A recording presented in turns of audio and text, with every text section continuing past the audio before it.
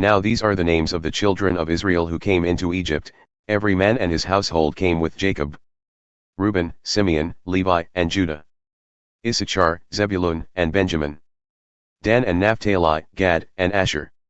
And all the souls who came out of the loins of Jacob were 70 souls, for Joseph was in Egypt already. And Joseph died, and all his brethren, and all that generation. And the children of Israel were fruitful and increased abundantly, and multiplied, and waxed exceeding mighty, and the land was filled with them. Now there arose up a new king over Egypt, who knew not Joseph. And he said unto his people, Behold, the people of the children of Israel are more and mightier than we. Come on, let us deal wisely with them, lest they multiply, and it come to pass, when there befalleth any war, that they join also unto our enemies and fight against us, and so get them up out of the land. Therefore they set over them taskmasters to afflict them with their burdens. And they built for Pharaoh treasure cities, Pithom and Ramses. But the more they afflicted them, the more they multiplied and grew, and they were grieved because of the children of Israel. And the Egyptians made the children of Israel to serve with rigor. And they made their lives bitter with hard bondage, in mortar and in brick and in all manner of service in the field; all their service wherein they made them serve was with rigor. And the king of Egypt spoke to the Hebrew midwives, of whom the name of one was Shiphrah, and the name of the other Puah. And he said, When ye do the office of a midwife to the Hebrew women, and see them upon the birth stools, if it be a son then ye shall kill him, but if it be a daughter then she shall live. But the midwives feared God, and did not do as the king of Egypt commanded them, but saved the men children alive. And the king of Egypt called for the midwives and said unto them, Why have ye done this thing, and have saved the men children alive? And the midwives said unto Pharaoh, Because the Hebrew women are not as the Egyptian women, for they are lively, and are delivered ere the midwives come in unto them. Therefore God dealt well with the midwives, and the people multiplied and waxed very mighty. And it came to pass, because the midwives feared God, that he made them houses. And Pharaoh charged all his people, saying, Every son who is born ye shall cast into the river, and every daughter ye shall save alive. And there went a man of the house of Levi, and took for a wife a daughter of Levi. And the woman conceived and bore a son, and when she saw that he was a goodly child, she hid him 3 months. And when she could no longer hide him, she took for him an ark of bulrushes, and daubed it with slime and with pitch, and put the child therein, and she laid it in the reeds by the river's brink. And his sister stood afar off to learn what would be done to him. And the daughter of Pharaoh came down to wash herself at the river, and her maidens walked along by the riverside, and when she saw the ark among the reeds, she sent her maid to fetch it. And when she had opened it, she saw the child, and behold, the babe wept. And she had compassion on him and said, This is one of the Hebrews' children. Then said his sister to Pharaoh's daughter, Shall I go and call to thee a nurse of the Hebrew women, that she may nurse the child for thee? And Pharaoh's daughter said to her, Go. And the maid went and called the child's mother. And Pharaoh's daughter said unto her, Take this child away and nurse it for me, and I will give thee thy wages. And the woman took the child, and nursed it. And the child grew, and she brought him unto Pharaoh's daughter, and he became her son. And she called his name Moses, that is, drawn out, and she said, Because I drew him out of the water.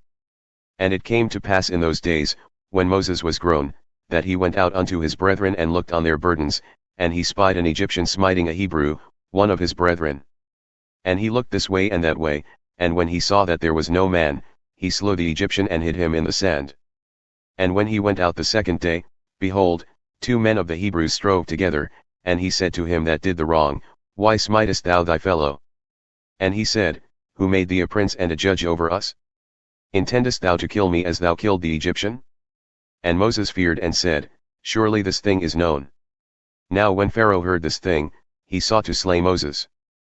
But Moses fled from the face of Pharaoh, and dwelt in the land of Midian, and he sat down by a well. Now the priest of Midian had 7 daughters, and they came and drew water, and filled the troughs to water their father's flock. And the shepherds came and drove them away, but Moses stood up and helped them, and watered their flock. And when they came to Reuel their father, he said, How is it that ye have come so soon today? And they said, An Egyptian delivered us out of the hand of the shepherds, and also drew water enough for us and watered the flock. And he said unto his daughters, And where is he? Why is it that ye have left the man? Call him, that he may eat bread. And Moses was content to dwell with the man, and he gave Moses Zipporah his daughter. And she bore him a son, and he called his name Gershom, that is, a stranger there, for he said, I have been a stranger in a strange land. And it came to pass in process of time that the king of Egypt died. And the children of Israel sighed by reason of the bondage, and they cried, and their cry came up unto God by reason of the bondage. And God heard their groaning, and God remembered his covenant with Abraham, with Isaac, and with Jacob. And God looked upon the children of Israel, and God took heed of them. Now Moses kept the flock of Jethro his father-in-law, the priest of Midian, and he led the flock to the backside of the desert and came to the mountain of God, even to Horeb. And the angel of the Lord appeared unto him in a flame of fire out of the midst of a bush, and he looked and, behold, the bush burned with fire, and the bush was not consumed. And Moses said, I will now turn aside and see this great sight, why the bush is not burnt. And when the Lord saw that he turned aside to see, God called unto him out of the midst of the bush and said, Moses, Moses. And he said, Here am I. And he said, Draw not nigh hither. Put off thy shoes from off thy feet, for the place whereon thou standest is holy ground. Moreover he said, I am the God of thy father, the God of Abraham, the God of Isaac, and the God of Jacob. And Moses hid his face, for he was afraid to look upon God. And the Lord said, I have surely seen the affliction of my people who are in Egypt, and have heard their cry by reason of their taskmasters, for I know their sorrows. And I have come down to deliver them out of the hand of the Egyptians, and to bring them up out of that land unto a good land and a large, unto a land flowing with milk and honey, unto the place of the Canaanites and the Hittites, and the Amorites and the Perizzites, and the Hivites and the Jebusites. Now therefore behold, the cry of the children of Israel hath come unto me, and I have also seen the oppression wherewith the Egyptians oppress them. Come now therefore, and I will send thee unto Pharaoh, that thou mayest bring forth my people, the children of Israel, out of Egypt. And Moses said unto God, Who am I, that I should go unto Pharaoh, and that I should bring forth the children of Israel out of Egypt? And he said, Certainly I will be with thee, and this shall be a token unto thee that I have sent thee, when thou hast brought forth the people out of Egypt, ye shall serve God upon this mountain. And Moses said unto God, Behold, when I come unto the children of Israel and shall say unto them, The God of your fathers hath sent me unto you, and they shall say to me, What is his name? What shall I say unto them? And God said unto Moses, I am that I am. And he said, Thus shalt thou say unto the children of Israel, I am hath sent me unto you. And God said moreover unto Moses, Thus shalt thou say unto the children of Israel, The Lord God of your fathers, the God of Abraham, the God of Isaac, and the God of Jacob hath sent me unto you. This is my name forever, and this is my memorial unto all generations. Go, and gather the elders of Israel together, and say unto them, The Lord God of your fathers, the God of Abraham, of Isaac, and of Jacob appeared unto me, saying, I have surely visited you and seen that which is done to you in Egypt. And I have said I will bring you up out of the affliction of Egypt unto the land of the Canaanites and the Hittites, and the Amorites and the Perizzites, and the Hivites and the Jebusites, unto a land flowing with milk and honey. And they shall hearken to thy voice, and thou shalt come, thou and the elders of Israel, unto the king of Egypt, and ye shall say unto him, The Lord God of the Hebrews hath met with us, and now let us go, we beseech thee, 3 days' journey into the wilderness, that we may sacrifice to the Lord our God. And I am sure that the king of Egypt will not let you go, no, not by a mighty hand. And I will stretch out my hand and smite Egypt with all my wonders which I will do in the midst thereof, and after that he will let you go. And I will give this people favor in the sight of the Egyptians. And it shall come to pass that, when ye go, ye shall not go empty. But every woman shall borrow of her neighbor and of her that sojourneth in her house jewels of silver and jewels of gold and raiment, and ye shall put them upon your sons and upon your daughters, and ye shall despoil the Egyptians. And Moses answered and said, But, behold, they will not believe me, nor hearken unto my voice, for they will say, The Lord hath not appeared unto thee. And the Lord said unto him, What is that in thine hand? And he said, A rod. And he said, Cast it on the ground.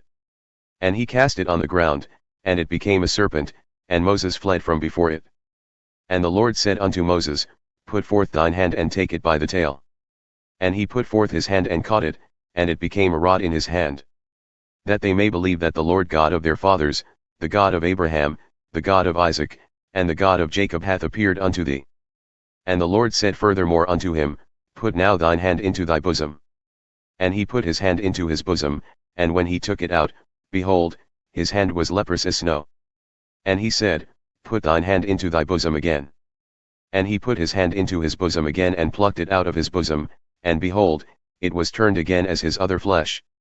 And it shall come to pass, if they will not believe thee, neither hearken to the voice of the first sign, that they will believe the voice of the latter sign.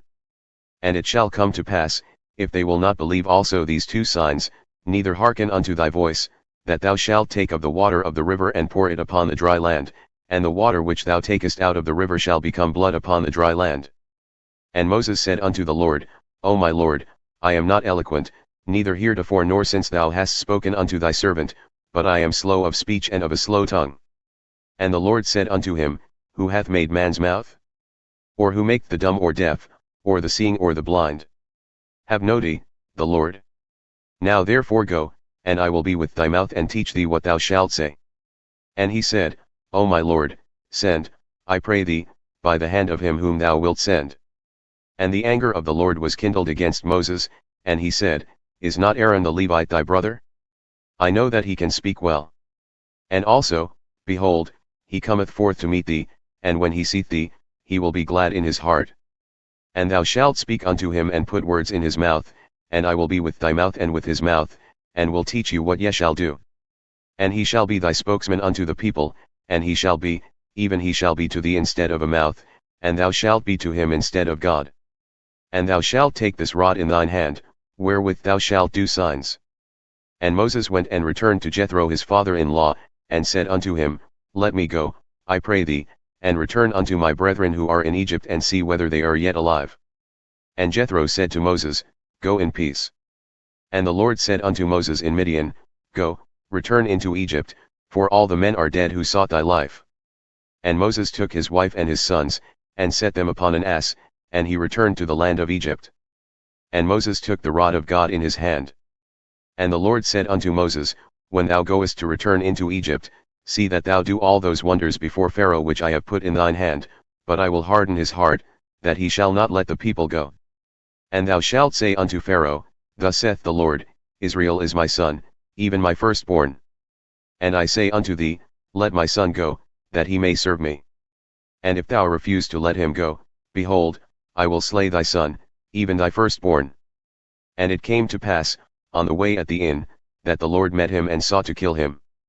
Then Zipporah took a sharp stone and cut off the foreskin of her son, and cast it at his feet and said, Surely a bloody husband art thou to me. So he let him go. Then she said, A bloody husband thou art, because of the circumcision.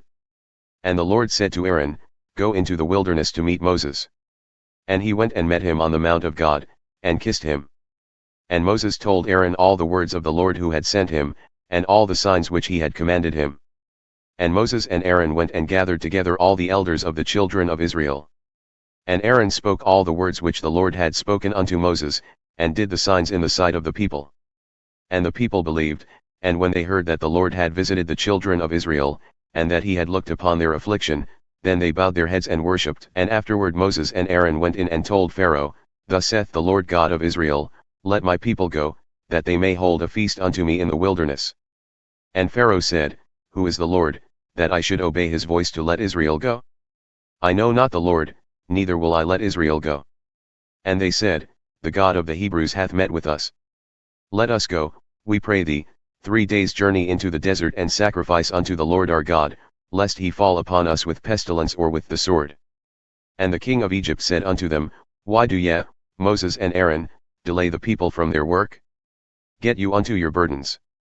And Pharaoh said, Behold, the people of the land now are many, and ye make them rest from their burdens. And Pharaoh commanded the same day the taskmasters of the people and their officers, saying, Ye shall no more give the people straw to make brick, as heretofore. Let them go and gather straw for themselves. And the tally of bricks which they made heretofore, ye shall lay upon them, ye shall not diminish any thereof. For they are idle, therefore they cry, saying, Let us go and sacrifice to our God. Let their more work be laid upon the men, that they may labor therein, and let them not regard vain words. And the taskmasters of the people went out, and their officers, and they spoke to the people, saying, Thus saith Pharaoh, I will not give you straw. Go ye, get you straw where ye can find it, yet not any of your work shall be diminished. So the people were scattered abroad throughout all the land of Egypt to gather stubble instead of straw. And the taskmasters hastened them, saying, Fulfill your works, your daily tasks, as when there was straw. And the officers of the children of Israel, whom Pharaoh's taskmasters had set over them, were beaten and were demanded, Why have ye not fulfilled your task in making brick both yesterday and today, as heretofore? Then the officers of the children of Israel came and cried unto Pharaoh, saying, Why dealest thou thus with thy servants? There is no straw given unto thy servants, and they say to us, Make brick. And behold, thy servants are beaten, but the fault is in thine own people. But he said, Ye are idle, ye are idle. Therefore ye say, Let us go and do sacrifice to the Lord. Go therefore now and work, for there shall no straw be given you, yet shall ye deliver the tally of bricks. And the officers of the children of Israel saw that they were in evil straits after it was said, Ye shall not diminish any from your bricks of your daily task. And they met Moses and Aaron, who stood in the way as they came forth from Pharaoh. And they said unto them, The Lord look upon you and judge, because ye have made our savor to be abhorred in the eyes of Pharaoh and in the eyes of his servants, to put a sword in their hand to slay us. And Moses returned unto the Lord and said, Lord, why hast thou so evilly treated this people? Why is it that thou hast sent me? For since I came to Pharaoh to speak in thy name, he hath done evil to this people, neither hast thou delivered thy people at all. Then the Lord said unto Moses, Now shalt thou see what I will do to Pharaoh, for with a strong hand shall he let them go, and with a strong hand shall he drive them out of his land. And God spoke unto Moses and said unto him, I am the Lord. And I appeared unto Abraham, unto Isaac, and unto Jacob by the name of God Almighty, but by my name Jehovah was I not known to them. And I have also established my covenant with them, to give them the land of Canaan, the land of their pilgrimage, wherein they were strangers. And I have also heard the groaning of the children of Israel, whom the Egyptians keep in bondage, and I have remembered my covenant. Therefore say unto the children of Israel, I am the Lord, and I will bring you out from under the burdens of the Egyptians, and I will rid you out from their bondage, and I will redeem you with an outstretched arm and with great judgments. And I will take you to me for a people, and I will be to you a God, and ye shall know that I am the Lord your God, who bringeth you out from under the burdens of the Egyptians. And I will bring you in unto the land, concerning which I swore to give to Abraham, to Isaac, and to Jacob, and I will give it to you for a heritage, I am the Lord. And Moses spoke so unto the children of Israel, but they hearkened not unto Moses from anguish of spirit and from cruel bondage. And the Lord spoke unto Moses, saying, Go in, speak unto Pharaoh king of Egypt, that he let the children of Israel go out of his land. And Moses spoke before the Lord, saying, Behold, the children of Israel have not hearkened unto me. How then shall Pharaoh hear me, who am of uncircumcised lips? And the Lord spoke unto Moses and unto Aaron, and gave them a charge unto the children of Israel and unto Pharaoh king of Egypt to bring the children of Israel out of the land of Egypt. These are the heads of their fathers' houses. The sons of Reuben the firstborn of Israel, Hanok and Palu, Hezron, and Carmi, these are the families of Reuben. And the sons of Simeon, Jemuel and Jamin, and Ahad, and Jachin and Zohar, and Shaul the son of a Canaanite woman, these are the families of Simeon. And these are the names of the sons of Levi according to their generations, Gershon and Kohat and Merari, and the years of the life of Levi were 137 years. The sons of Gershon, Libni and Shimei, according to their families. And the sons of Kohat, Amram and Izhar, and Hebron, and Uzziel, and the years of the life of Kohat were 133 years. And the sons of Merari, Mahali and Mushi, these are the families of Levi according to their generations. And Amram took Jochebed, his father's sister, for a wife, and she bore him Aaron and Moses, and the years of the life of Amram were 137 years. And the sons of Izhar, Korah and Nepheg and Zichri. And the sons of Uzziel, Misal and Elzaphan and Zithri. And Aaron took Elisheva, daughter of Amminadab, sister of Nahshon, for a wife, and she bore him Nadab and Abihu, Eleazar and Ithamar. And the sons of Korah, Asur and Elkanah and Abiasaph, these are the families of the Korahites. And Eleazar, Aaron's son, took one of the daughters of Putiel for a wife, and she bore him Phinehas, these are the heads of the fathers of the Levites according to their families. These are that Aaron and Moses to whom the Lord said, Bring out the children of Israel from the land of Egypt according to their armies. These are they who spoke to Pharaoh king of Egypt to bring out the children of Israel from Egypt. These are that Moses and Aaron. And it came to pass on the day when the Lord spoke unto Moses in the land of Egypt, that the Lord spoke unto Moses, saying, I am the Lord. Speak thou unto Pharaoh king of Egypt all that I say unto thee. And Moses said before the Lord, Behold, I am of uncircumcised lips, and how shall Pharaoh hearken unto me? And the Lord said unto Moses, See, I have made thee a god to Pharaoh, and Aaron thy brother shall be thy prophet. Thou shalt speak all that I command thee, and Aaron thy brother shall speak unto Pharaoh, that he send the children of Israel out of his land. And I will harden Pharaoh's heart, and multiply my signs and my wonders in the land of Egypt. But Pharaoh shall not hearken unto you, that I may lay my hand upon Egypt and bring forth mine armies and my people, the children of Israel, out of the land of Egypt by great judgments. And the Egyptians shall know that I am the Lord, when I stretch forth mine hand upon Egypt and bring out the children of Israel from among them. And Moses and Aaron did as the Lord commanded them, so did they. And Moses was 80 years old, and Aaron 83 years old when they spoke unto Pharaoh. And the Lord spoke unto Moses and unto Aaron, saying, When Pharaoh shall speak unto you, saying, Show a miracle for yourselves, then thou shalt say unto Aaron, Take thy rod and cast it before Pharaoh, and it shall become a serpent. And Moses and Aaron went in unto Pharaoh, and they did so as the Lord had commanded, and Aaron cast down his rod before Pharaoh and before his servants, and it became a serpent. Then Pharaoh also called the wise men and the sorcerers. Now the magicians of Egypt, they also did in like manner with their enchantments. For they cast down every man his rod, and they became serpents, but Aaron's rod swallowed up their rods. And he hardened Pharaoh's heart, that he hearkened not unto them, as the Lord had said. And the Lord said unto Moses, Pharaoh's heart is hardened, he refused to let the people go. Get thee unto Pharaoh in the morning. Lo, he goeth out unto the water, and thou shalt stand by the river's brink until he come, and the rod which was turned to a serpent shalt thou take in thine hand. And thou shalt say unto him, The Lord God of the Hebrews hath sent me unto thee, saying, Let my people go, that they may serve me in the wilderness, and behold, hitherto thou wouldest not hear. Thus saith the Lord, In this thou shalt know that I am the Lord, behold, I will smite with the rod that is in mine hand upon the waters which are in the river, and they shall be turned to blood. And the fish that are in the river shall die, and the river shall stink, and the Egyptians shall loathe to drink of the water of the river. And the Lord spoke unto Moses, Say unto Aaron, Take thy rod and stretch out thine hand upon the waters of Egypt, upon their streams, upon their rivers, and upon their ponds, and upon all their pools of water, that they may become blood, and that there may be blood throughout all the land of Egypt, both in vessels of wood and in vessels of stone. And Moses and Aaron did so, as the Lord commanded, and he lifted up the rod and smote the waters that were in the river, in the sight of Pharaoh and in the sight of his servants, and all the waters that were in the river were turned to blood. And the fish that were in the river died, and the river stank, and the Egyptians could not drink of the water of the river, and there was blood throughout all the land of Egypt. And the magicians of Egypt did so with their enchantments, and Pharaoh's heart was hardened, neither did he hearken unto them, as the Lord had said. And Pharaoh turned and went into his house, neither did he set his heart to this also. And all the Egyptians dug round about the river for water to drink, for they could not drink of the water of the river. And 7 days were fulfilled after the Lord had smitten the river. And the Lord spoke unto Moses, Go unto Pharaoh and say unto him, Thus saith the Lord, Let my people go, that they may serve me.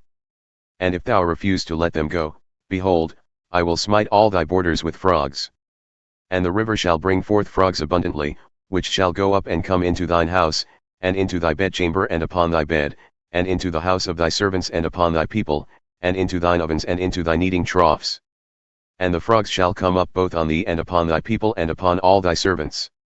And the Lord spoke unto Moses, Say unto Aaron, Stretch forth thine hand with thy rod over the streams, over the rivers and over the ponds, and cause frogs to come up upon the land of Egypt. And Aaron stretched out his hand over the waters of Egypt, and the frogs came up and covered the land of Egypt. And the magicians did so with their enchantments, and brought up frogs upon the land of Egypt. Then Pharaoh called for Moses and Aaron and said, Entreat the Lord, that he may take away the frogs from me and from my people, and I will let the people go, that they may do sacrifice unto the Lord.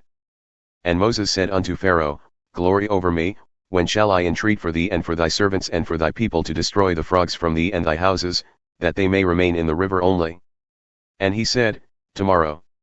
And Moses said, Be it according to thy word, that thou mayest know that there is none like unto the Lord our God. And the frogs shall depart from thee, and from thy houses and from thy servants and from thy people. They shall remain in the river only. And Moses and Aaron went out from Pharaoh, and Moses cried unto the Lord because of the frogs which he had brought against Pharaoh. And the Lord did according to the word of Moses, and the frogs died out of the houses, out of the villages, and out of the fields. And they gathered them together upon heaps, and the land stank. But when Pharaoh saw that there was respite, he hardened his heart and hearkened not unto them, as the Lord had said. And the Lord said unto Moses, Say unto Aaron, Stretch out thy rod and smite the dust of the land, that it may become lice throughout all the land of Egypt. And they did so, for Aaron stretched out his hand with his rod and smote the dust of the earth, and it became lice on man and on beast. All the dust of the land became lice throughout all the land of Egypt. And the magicians so did with their enchantments to bring forth lice, but they could not, so there were lice upon man and upon beast. Then the magicians said unto Pharaoh, This is the finger of God. And Pharaoh's heart was hardened, and he hearkened not unto them, as the Lord had said. And the Lord said unto Moses, Rise up early in the morning and stand before Pharaoh. Lo, he cometh forth to the water, and say unto him, Thus saith the Lord, Let my people go, that they may serve me. Else, if thou wilt not let my people go, behold, I will send swarms of flies upon thee, and upon thy servants and upon thy people and into thy houses, and the houses of the Egyptians shall be full of swarms of flies, and also the ground whereon they are. And I will sever in that day the land of Goshen in which my people dwell, that no swarms of flies shall be there, to the end thou mayest know that I am the Lord in the midst of the earth. And I will put a division between my people and thy people. Tomorrow shall the sign be. And the Lord did so, and there came a grievous swarm of flies into the house of Pharaoh, and into his servants' houses and into all the land of Egypt. The land was corrupted by reason of the swarm of flies. And Pharaoh called for Moses and for Aaron and said, Go ye, sacrifice to your God in the land. And Moses said, It is not meet so to do, for we shall sacrifice the abomination of the Egyptians to the Lord our God. Lo, shall we sacrifice the abomination of the Egyptians before their eyes, and will they not stone us? We will go 3 days' journey into the wilderness and sacrifice to the Lord our God, as he shall command us. And Pharaoh said, I will let you go, that ye may sacrifice to the Lord your God in the wilderness, only ye shall not go very far away. Entreat for me. And Moses said, Behold, I go out from thee, and I will entreat the Lord that the swarms of flies may depart from Pharaoh, from his servants and from his people tomorrow, but let not Pharaoh deal deceitfully any more in not letting the people go to sacrifice to the Lord. And Moses went out from Pharaoh and entreated the Lord. And the Lord did according to the word of Moses, and he removed the swarms of flies from Pharaoh, from his servants, and from his people, there remained not one. And Pharaoh hardened his heart at this time also, neither would he let the people go. Then the Lord said unto Moses, Go in unto Pharaoh and tell him, Thus saith the Lord God of the Hebrews, Let my people go, that they may serve me.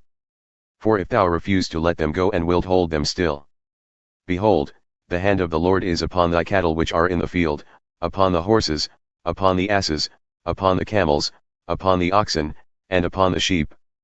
There shall be a very grievous pestilence. And the Lord shall distinguish between the cattle of Israel and the cattle of Egypt, and there shall nothing die of all that belong to the children of Israel. And the Lord appointed a set time, saying, Tomorrow the Lord shall do this thing in the land. And the Lord did that thing on the morrow, and all the cattle of Egypt died, but of the cattle of the children of Israel died not one. And Pharaoh sent, and behold, there was not one of the cattle of the Israelites dead. And the heart of Pharaoh was hardened, and he did not let the people go. And the Lord said unto Moses and unto Aaron, Take to you handfuls of ashes from the furnace, and let Moses sprinkle it toward the heaven in the sight of Pharaoh. And it shall become small dust in all the land of Egypt, and shall be a boil breaking forth with blains upon man and upon beast throughout all the land of Egypt. And they took ashes from the furnace and stood before Pharaoh, and Moses sprinkled it up toward heaven, and it became boils breaking forth with blains upon man and upon beast. And the magicians could not stand before Moses because of the boils, for the boils were upon the magicians and upon all the Egyptians. And the Lord hardened the heart of Pharaoh, and he hearkened not unto them, as the Lord had spoken unto Moses. And the Lord said unto Moses, Rise up early in the morning, and stand before Pharaoh and say unto him, Thus saith the Lord God of the Hebrews, Let my people go, that they may serve me. For I will at this time send all my plagues upon thine heart, and upon thy servants and upon thy people, that thou mayest know that there is none like me in all the earth. For now I will stretch out my hand, that I may smite thee and thy people with pestilence, and thou shalt be cut off from the earth. And in very deed, for this cause have I raised thee up, to show in thee my power, and that my name may be declared throughout all the earth. As yet exaltest thou thyself against my people, that thou wilt not let them go? Behold, tomorrow about this time I will cause it to rain a very grievous hail, such as hath not been in Egypt since the foundation thereof even until now. Send therefore now, and gather thy cattle and all that thou hast in the field, for upon every man and beast which shall be found in the field and shall not be brought home, the hail shall come down upon them, and they shall die. He that feared the word of the Lord among the servants of Pharaoh made his servants and his cattle flee into the houses. And he that regarded not the word of the Lord left his servants and his cattle in the field. And the Lord said unto Moses, Stretch forth thine hand toward heaven, that there may be hail in all the land of Egypt, upon man, and upon beast, and upon every herb of the field, throughout the land of Egypt. And Moses stretched forth his rod toward heaven, and the Lord sent thunder and hail, and the fire ran along upon the ground, and the Lord rained hail upon the land of Egypt. So there was hail and fire mingled with the hail, very grievous, such as there was none like it in all the land of Egypt since it became a nation.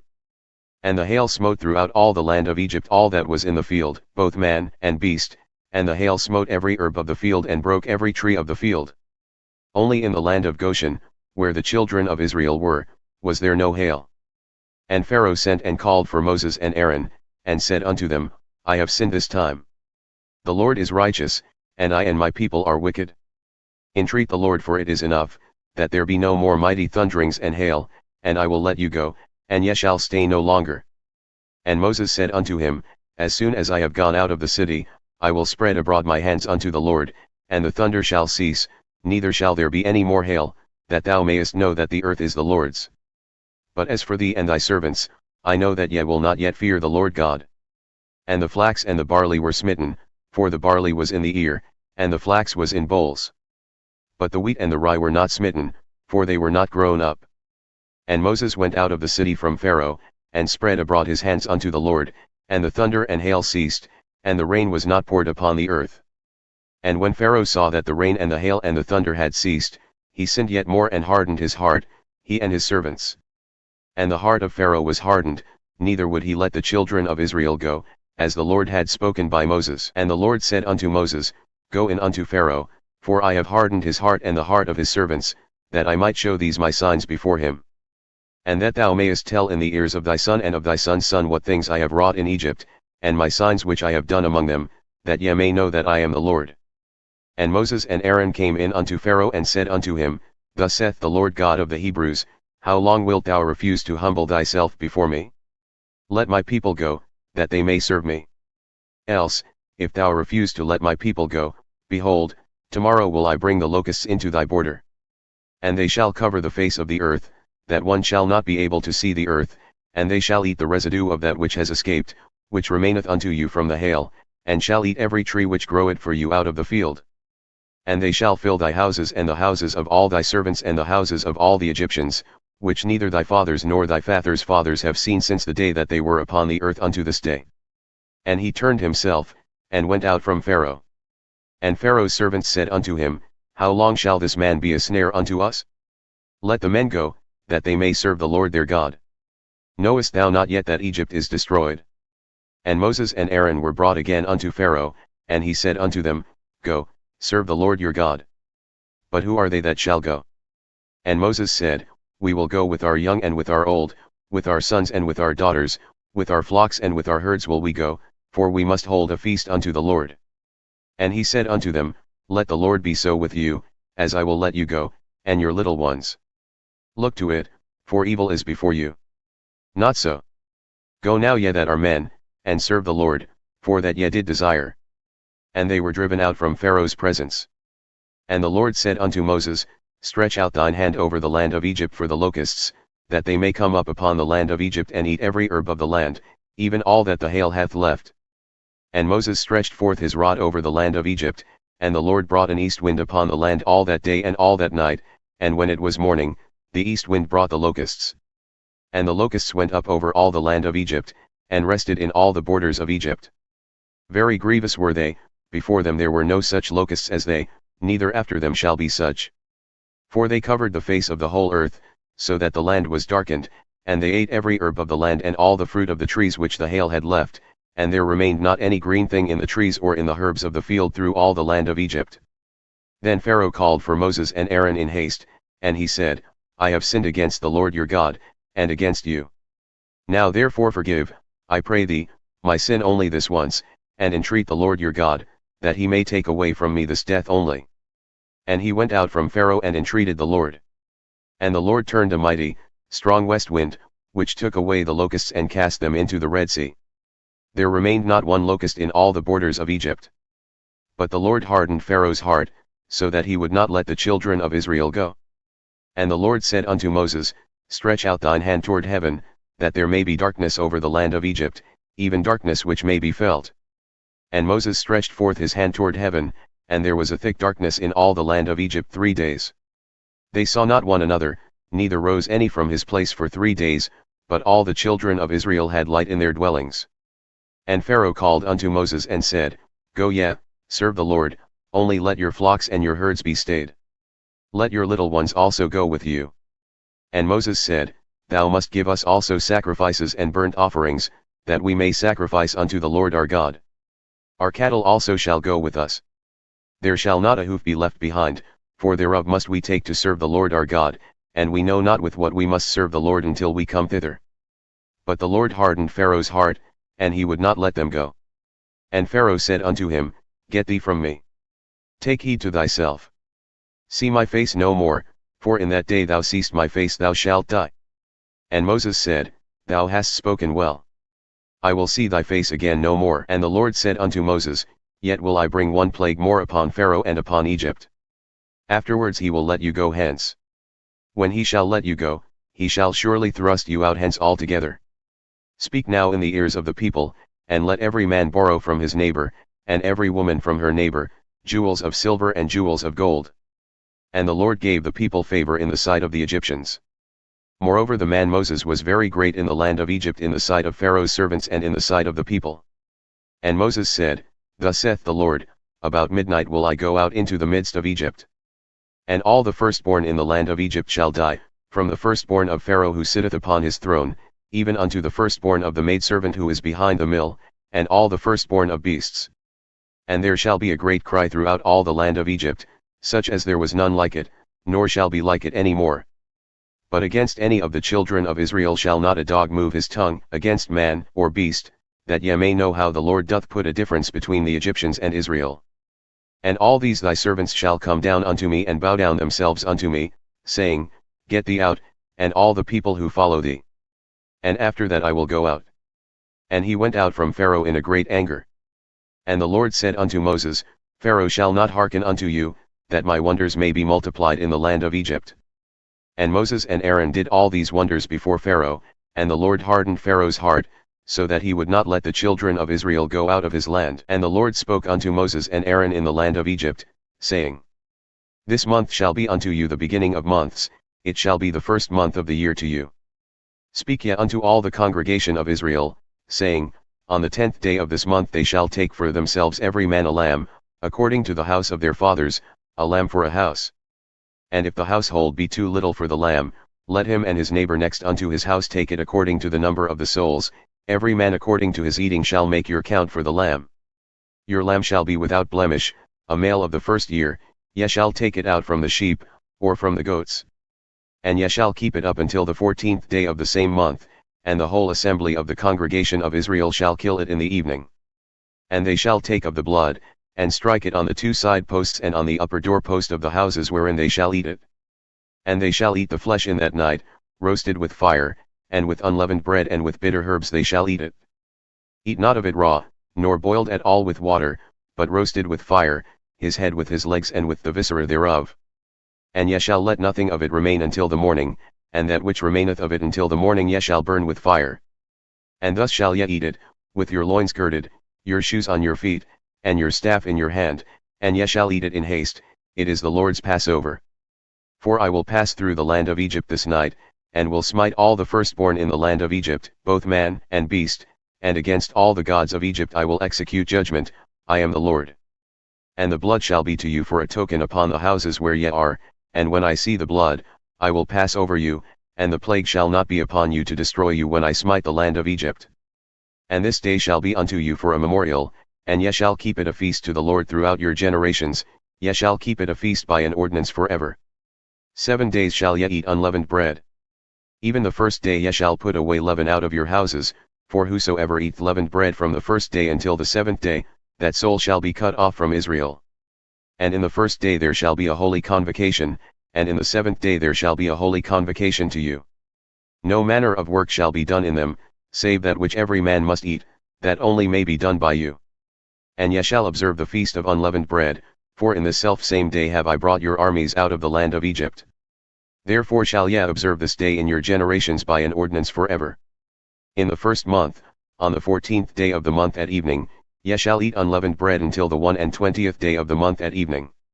7 days shall there be no leaven found in your houses, for whosoever eateth that which is leavened, even that soul shall be cut off from the congregation of Israel, whether he be a stranger or born in the land.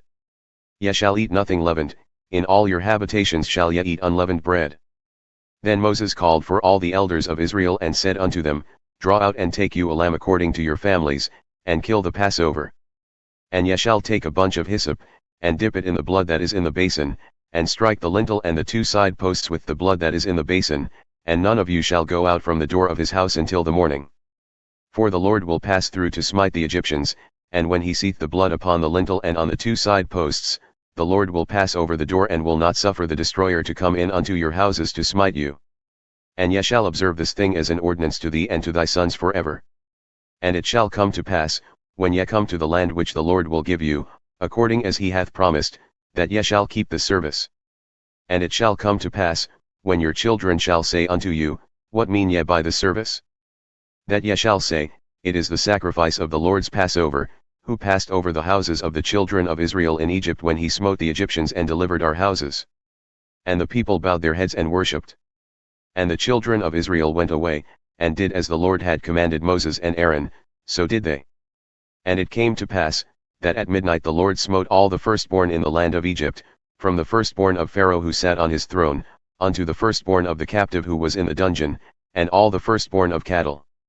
And Pharaoh rose up in the night, he and all his servants and all the Egyptians, and there was a great cry in Egypt, for there was not a house where there was not one dead. And he called for Moses and Aaron by night and said, Rise up, and get you forth from among my people, both ye and the children of Israel. And go, serve the Lord, as ye have said. Also take your flocks and your herds, as ye have said, and be gone, and bless me also. And the Egyptians were urgent upon the people, that they might send them out of the land in haste, for they said, We are all dead men. And the people took their dough before it was leavened, their kneading troughs being bound up in their clothes upon their shoulders. And the children of Israel did according to the word of Moses, and they borrowed from the Egyptians jewels of silver and jewels of gold and raiment. And the Lord gave the people favor in the sight of the Egyptians, so that they lent unto them such things as they required. And they despoiled the Egyptians. And the children of Israel journeyed from Ramses to Succoth, about 600,000 on foot who were men, besides children.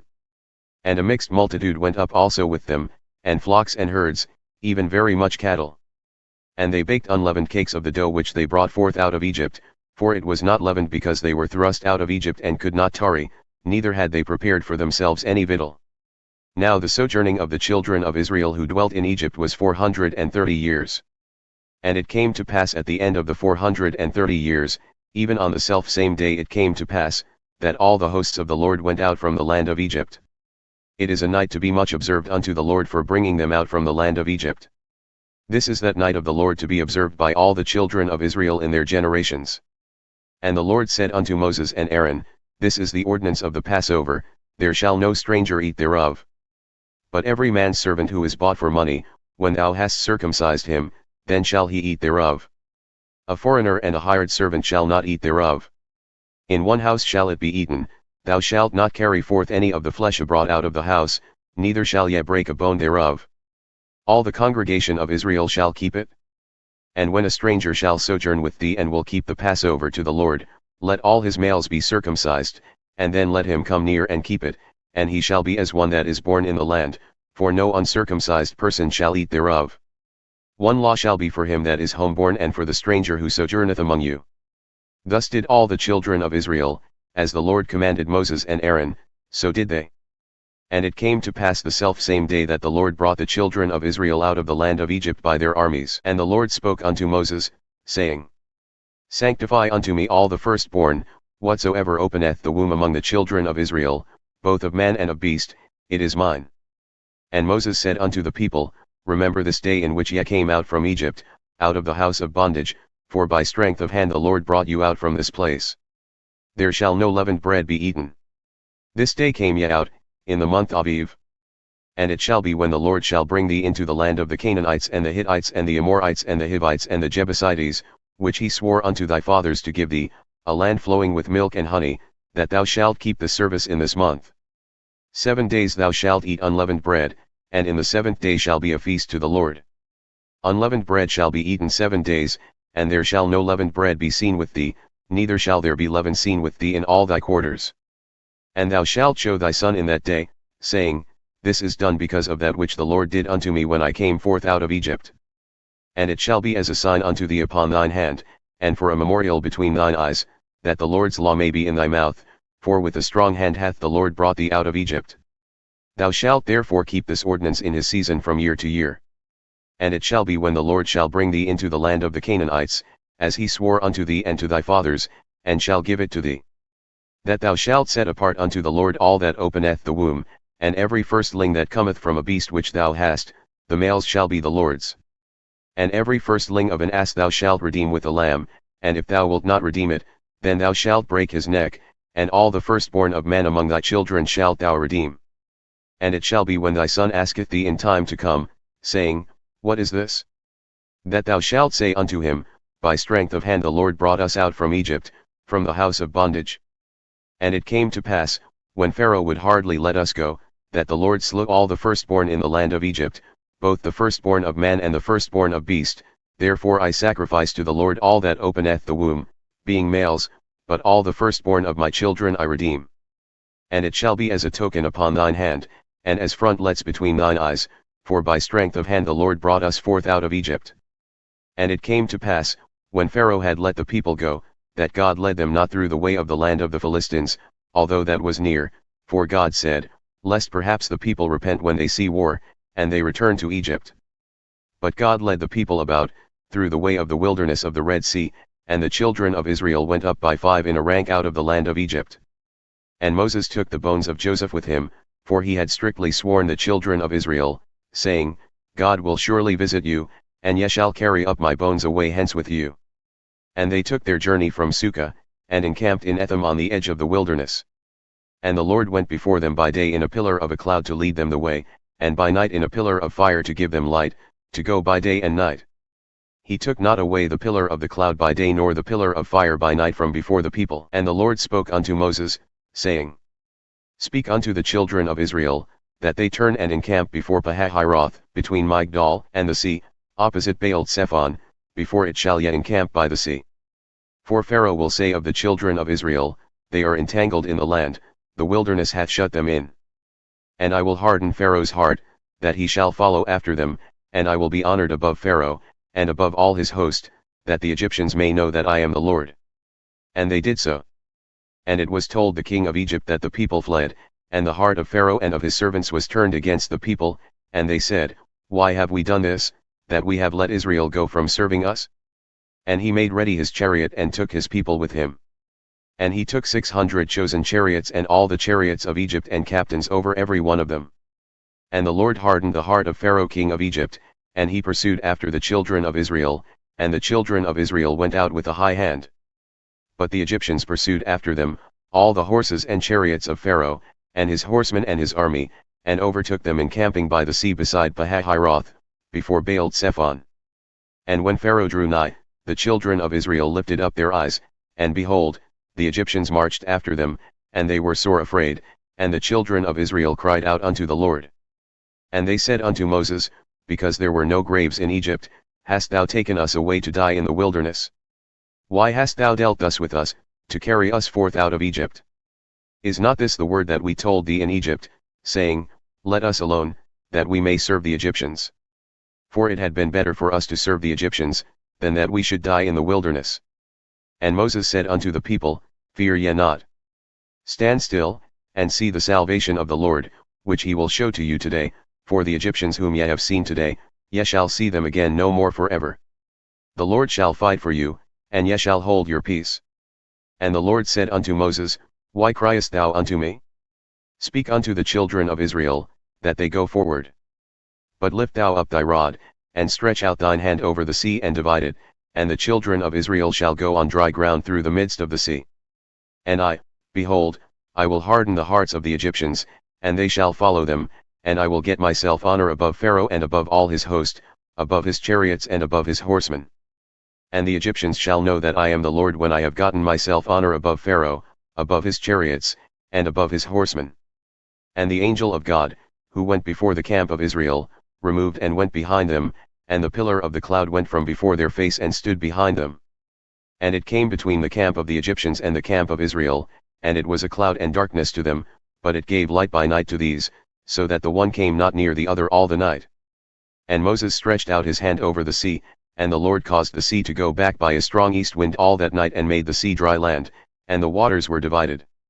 And the children of Israel went into the midst of the sea upon the dry ground, and the waters were a wall unto them on their right hand and on their left. And the Egyptians pursued, and went in after them to the midst of the sea, even all Pharaoh's horses, his chariots, and his horsemen.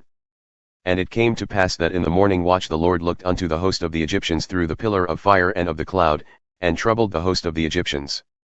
And he took off their chariot wheels, that they drove them heavily, so that the Egyptians said, Let us flee from the face of Israel, for the Lord fighteth for them against the Egyptians. And the Lord said unto Moses, Stretch out thine hand over the sea, that the waters may come again upon the Egyptians, upon their chariots, and upon their horsemen.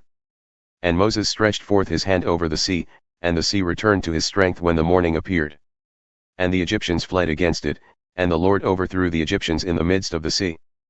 And the waters returned, and covered the chariots and the horsemen and all the host of Pharaoh that came into the sea after them. There remained not so much as one of them. But the children of Israel walked upon dry land in the midst of the sea, and the waters were a wall unto them on their right hand and on their left. Thus the Lord saved Israel that day out of the hand of the Egyptians, and Israel saw the Egyptians dead upon the seashore. And Israel saw that great work which the Lord did upon the Egyptians, and the people feared the Lord, and believed the Lord and his servant Moses. Then sang Moses and the children of Israel this song unto the Lord, and spoke, saying, I will sing unto the Lord, for he hath triumphed gloriously, the horse and his rider hath he thrown into the sea. The Lord is my strength and song, and he has become my salvation, he is my God, and I will prepare him a habitation, my father's God, and I will exalt him. The Lord is a man of war, the Lord is his name. Pharaoh's chariots and his host hath he cast into the sea, his chosen captains also are drowned in the Red Sea. The depths have covered them, they sank into the bottom as a stone. Thy right hand, O Lord, has become glorious in power, thy right hand, O Lord, hath dashed in pieces the enemy. And in the greatness of thine excellency thou hast overthrown them that rose up against thee, thou sentest forth thy wrath, which consumed them as stubble. And with the blast of thy nostrils the waters were gathered together, the flood stood upright as a heap, and the depths were congealed in the heart of the sea. The enemy said, I will pursue, I will overtake, I will divide the spoil, my lust shall be satisfied upon them. I will draw my sword, my hand shall destroy them. Thou didst blow with thy wind, the sea covered them, they sank as lead in the mighty waters. Who is like unto thee, O Lord, among the gods? Who is like thee, glorious in holiness, fearful in praises, doing wonders? Thou stretchedst out thy right hand, the earth swallowed them. Thou in thy mercy hast led forth the people whom thou hast redeemed, thou hast guided them in thy strength unto thy holy habitation. The people shall hear and be afraid, sorrow shall take hold on the inhabitants of Palestina. Then the chiefs of Edom shall be amazed, the mighty men of Moab, trembling shall take hold upon them, all the inhabitants of Canaan shall melt away. Fear and dread shall fall upon them. By the greatness of thine arm they shall be as still as a stone, till thy people pass over, O Lord, till the people pass over, whom thou hast purchased. Thou shalt bring them in and plant them in the mountain of thine inheritance, in the place, O Lord, which thou hast made for thee to dwell in the sanctuary, O Lord, which thy hands have established. The Lord shall reign for ever and ever. For the horse of Pharaoh went in with his chariots and with his horsemen into the sea, and the Lord brought again the waters of the sea upon them, but the children of Israel went on dry land in the midst of the sea. And Miriam the prophetess, the sister of Aaron, took a timbrel in her hand, and all the women went out after her with timbrels and with dances. And Miriam answered them, Sing yet to the Lord, for he hath triumphed gloriously, the horse and his rider hath he thrown into the sea. So Moses brought Israel from the Red Sea, and they went out into the wilderness of Shur, and they went 3 days in the wilderness, and found no water.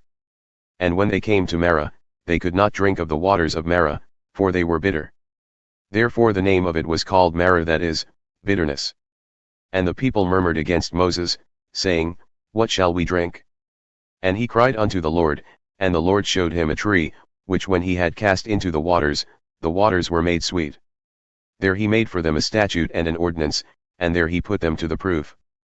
And said, If thou wilt diligently hearken to the voice of the Lord thy God, and wilt do that which is right in his sight, and wilt give ear to his commandments and keep all his statutes, I will put none of these diseases upon thee which I have brought upon the Egyptians, for I am the Lord that healeth thee.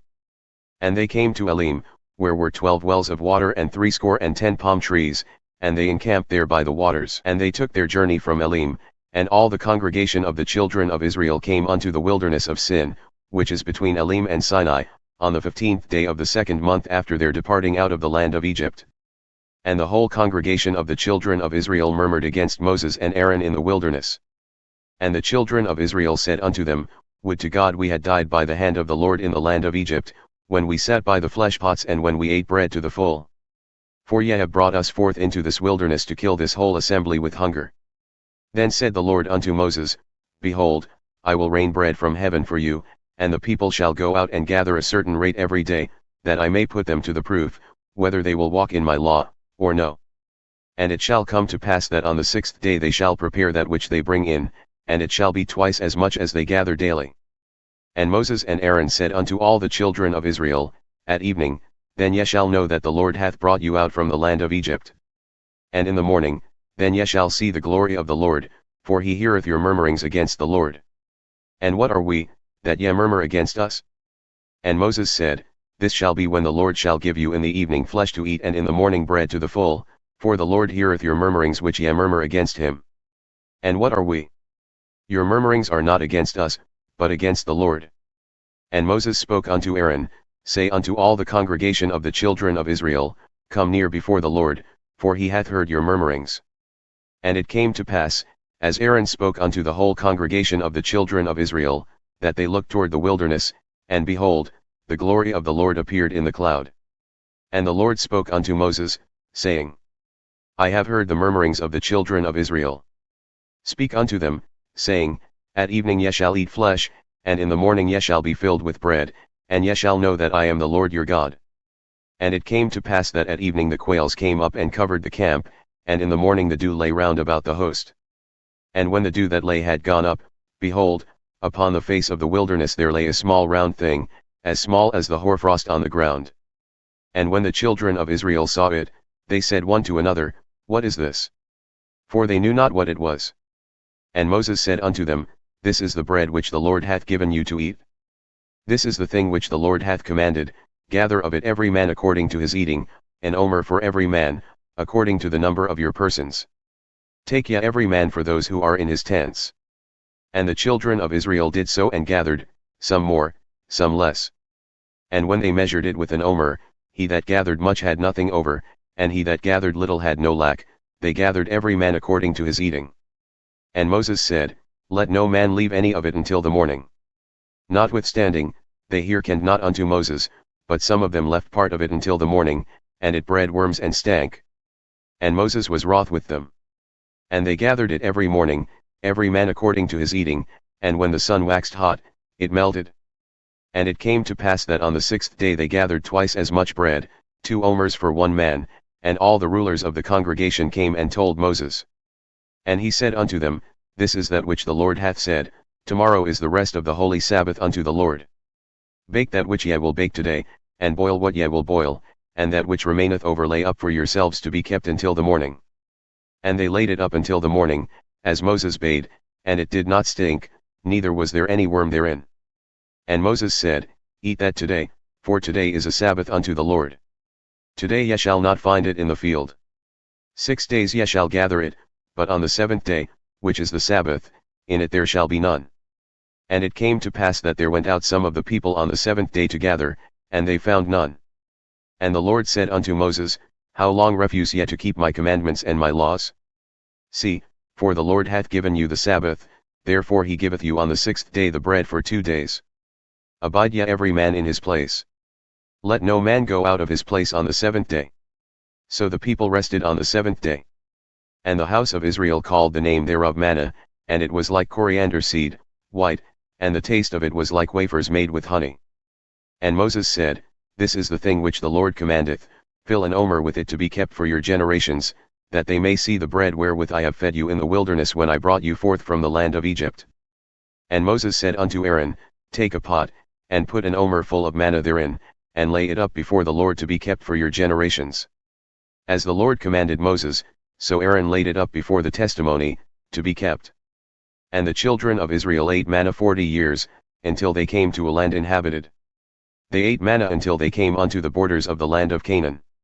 Now an omer is a 10th part of an ephah. And all the congregation of the children of Israel journeyed from the wilderness of Sin after their journeys, according to the commandment of the Lord, and pitched camp in Rephidim, and there was no water for the people to drink. Therefore the people chided Moses and said, Give us water that we may drink. And Moses said unto them, Why chide ye me? Why do ye tempt the Lord? And the people thirst there for water, and the people murmured against Moses and said, Why is this that thou hast brought us up out of Egypt to kill us and our children and our cattle with thirst? And Moses cried unto the Lord, saying, What shall I do unto this people? They are almost ready to stone me.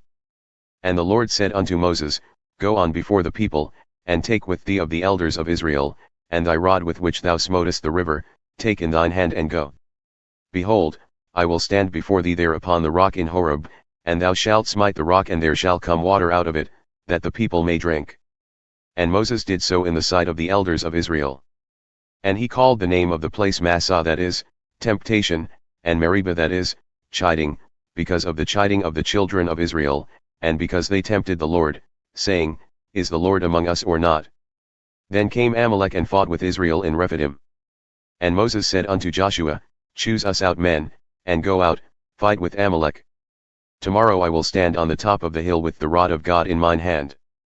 So Joshua did as Moses had said to him, and fought with Amalek, and Moses, Aaron, and Hur went up to the top of the hill. And it came to pass, when Moses held up his hand, that Israel prevailed, and when he let down his hand, Amalek prevailed. But Moses' hands were heavy, and they took a stone and put it under him, and he sat thereon. And Aaron and Hur held up his hands, the one on the one side and the other on the other side, and his hands were steady until the going down of the sun. And Joshua discomfited Amalek and his people with the edge of the sword. And the Lord said unto Moses, Write this for a memorial in a book, and recount it in the ears of Joshua, for I will utterly put out the remembrance of Amalek from under heaven. And Moses built an altar, and called the name of it Jehovah Nissi, that is, the Lord my banner. For he said, Because the Lord hath sworn that the Lord will have war with Amalek from generation to generation. When Jethro, the priest of Midian, Moses' father-in-law, heard of all that God had done for Moses and for Israel his people, and that the Lord had brought Israel out of Egypt. Then Jethro, Moses' father-in-law, took Zipporah, Moses' wife, after Moses had sent her back. And her 2 sons, of whom the name of the one was Gershom, that is, a stranger there, for he said, I have been an alien in a strange land. And the name of the other was Eliezer, that is, my God is a help, for the God of my father, said he, was my help and delivered me from the sword of Pharaoh.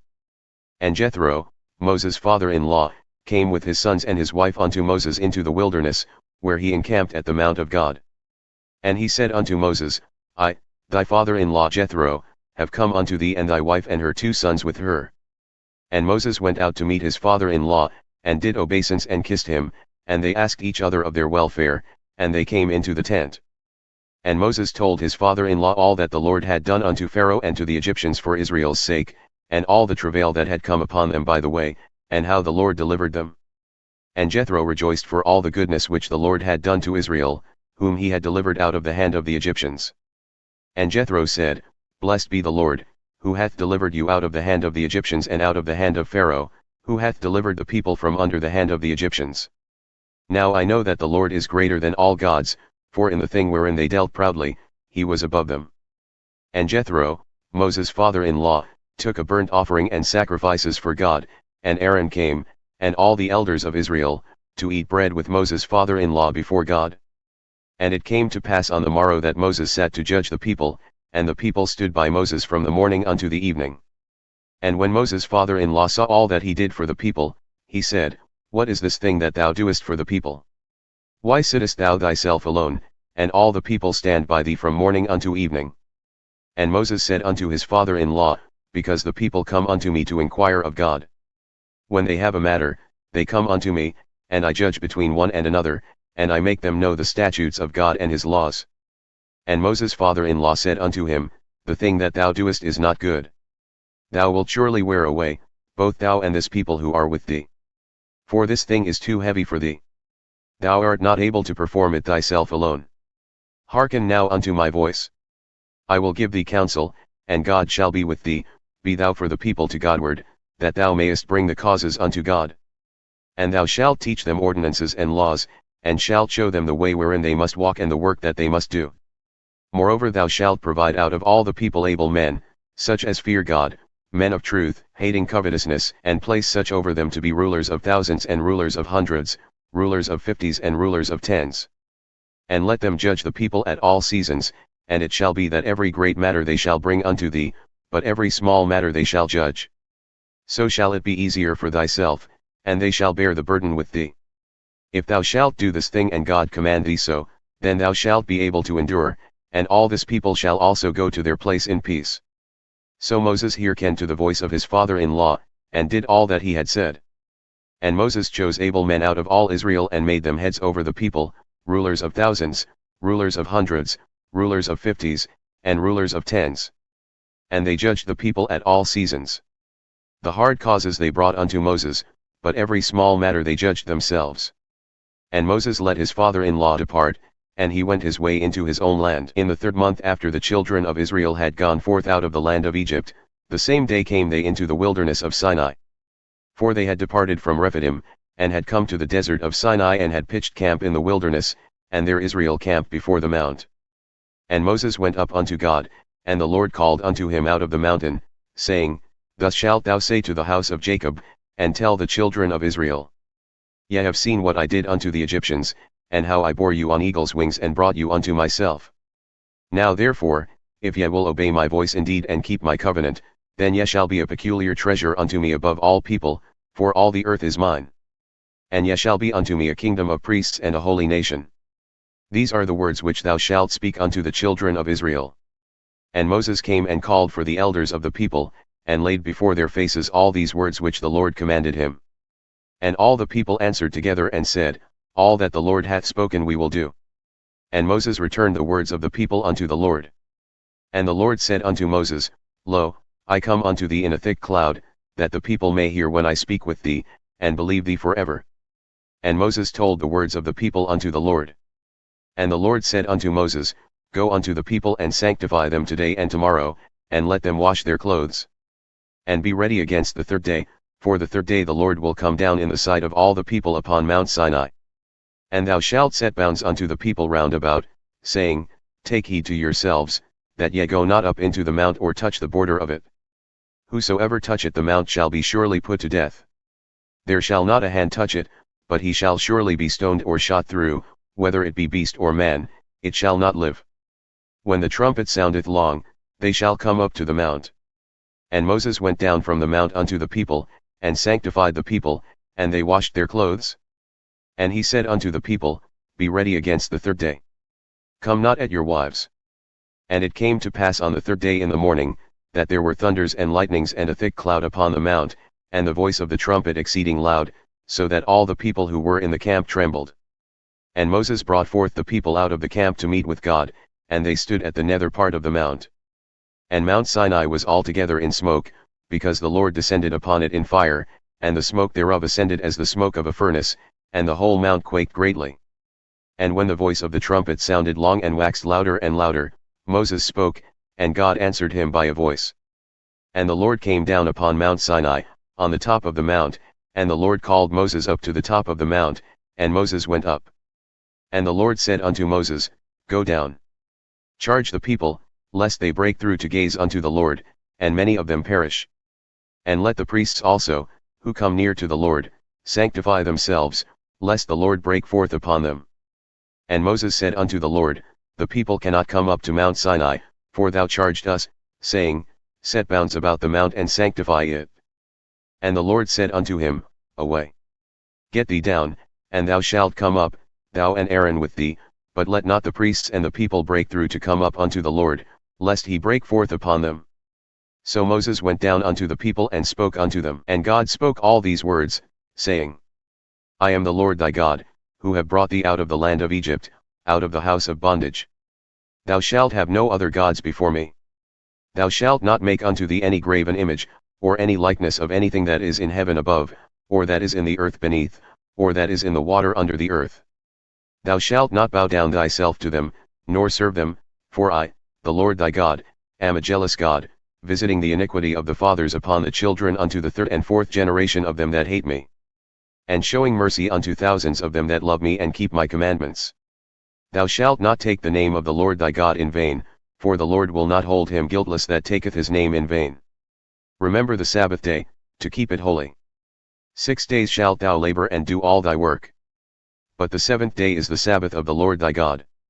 In it thou shalt not do any work, thou, nor thy son, nor thy daughter, thy manservant, nor thy maidservant, nor thy cattle, nor thy stranger that is within thy gates. For in 6 days the Lord made heaven and earth, the sea, and all that in them is, and rested the seventh day. Therefore the Lord blessed the Sabbath day and hallowed it. Honor thy father and thy mother, that thy days may be long upon the land which the Lord thy God giveth thee. Thou shalt not kill. Thou shalt not commit adultery. Thou shalt not steal. Thou shalt not bear false witness against thy neighbor. Thou shalt not covet thy neighbor's house, thou shalt not covet thy neighbor's wife, nor his manservant, nor his maidservant, nor his ox, nor his ass, nor anything that is thy neighbor's. And all the people saw the thunderings and the lightnings, and the noise of the trumpet and the mountain smoking, and when the people saw it, they removed and stood afar off. And they said unto Moses, Speak thou with us and we will hear, but let not God speak with us, lest we die. And Moses said unto the people, Fear not, for God has come to test you, and that his fear may be before your faces, that ye sin not. And the people stood afar off, and Moses drew near unto the thick darkness where God was. And the Lord said unto Moses, Thus thou shalt say unto the children of Israel, Ye have seen that I have talked with you from heaven. Ye shall not make with me gods of silver, neither shall ye make unto you gods of gold.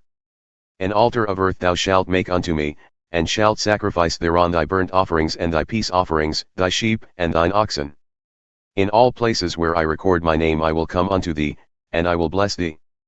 And if thou wilt make me an altar of stone, thou shalt not build it of hewn stone, for if thou lift up thy tool upon it, thou hast polluted it. Neither shalt thou go up by steps unto mine altar, that thy nakedness be not uncovered thereon. Now these are the judgments which thou shalt set before them. If thou buy a Hebrew servant, 6 years he shall serve, and in the 7th he shall go out free for nothing. If he came in by himself, he shall go out by himself, if he was married, then his wife shall go out with him. If his master has given him a wife, and she has borne him sons or daughters, the wife and her children shall be her master's, and he shall go out by himself. And if the servant shall plainly say, I love my master, my wife, and my children, I will not go out free. Then his master shall bring him unto the judges. He shall also bring him to the door or unto the doorpost, and his master shall bore his ear through with an awl, and he shall serve him forever. And if a man sell his daughter to be a maidservant, she shall not go out as the menservants do. If she please not her master who hath betrothed her to himself, then shall he let her be redeemed. To sell her unto a strange nation he shall have no power, seeing he hath dealt deceitfully with her. And if he has betrothed her unto his son, he shall deal with her after the manner of daughters. If he take for himself another wife, her food, her raiment, and her duty of marriage shall he not diminish. And if he does not do these 3 unto her, then shall she go out free, without money. He that smite the man so that he die shall be surely put to death. And if a man lie not in wait, but God deliver him into his hand, then I will appoint thee a place whither he shall flee. But if a man come presumptuously upon his neighbor to slay him with guile, thou shalt take him from mine altar, that he may die. And he that smiteth his father or his mother shall be surely put to death. And he that stealeth a man and selleth him, or if he shall be found in his hand, he shall surely be put to death. And he that curseth his father or his mother shall surely be put to death. And if men strive together and one smite another with a stone or with his fist, and he die not but keepeth to his bed, if he rise again and walk abroad upon his staff, then shall he that smote him be acquitted, he shall only pay for the loss of his time, and shall cause him to be thoroughly healed. And if a man smite his servant or his maid with a rod, and he die under his hand, he shall be surely punished. Notwithstanding, if he continue a day or two, he shall not be punished, for he is his money. If men strive and hurt a woman with child, so that her fruit depart from her, and yet no misfortune follow, he shall be surely punished according as the woman's husband will lay upon him, and he shall pay as the judges determine. And if any misfortune follow, then thou shalt give life for life, eye for eye, tooth for tooth, hand for hand, foot for foot, burning for burning, wound for wound, stripe for stripe.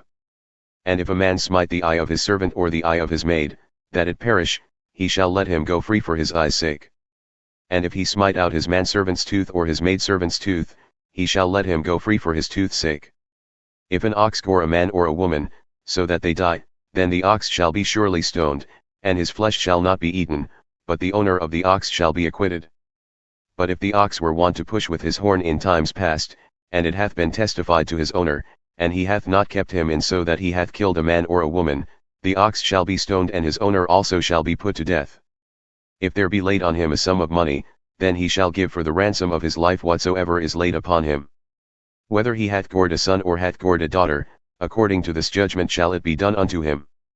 If the ox shall push a manservant or a maidservant, he shall give unto their master 30 shekels of silver, and the ox shall be stoned.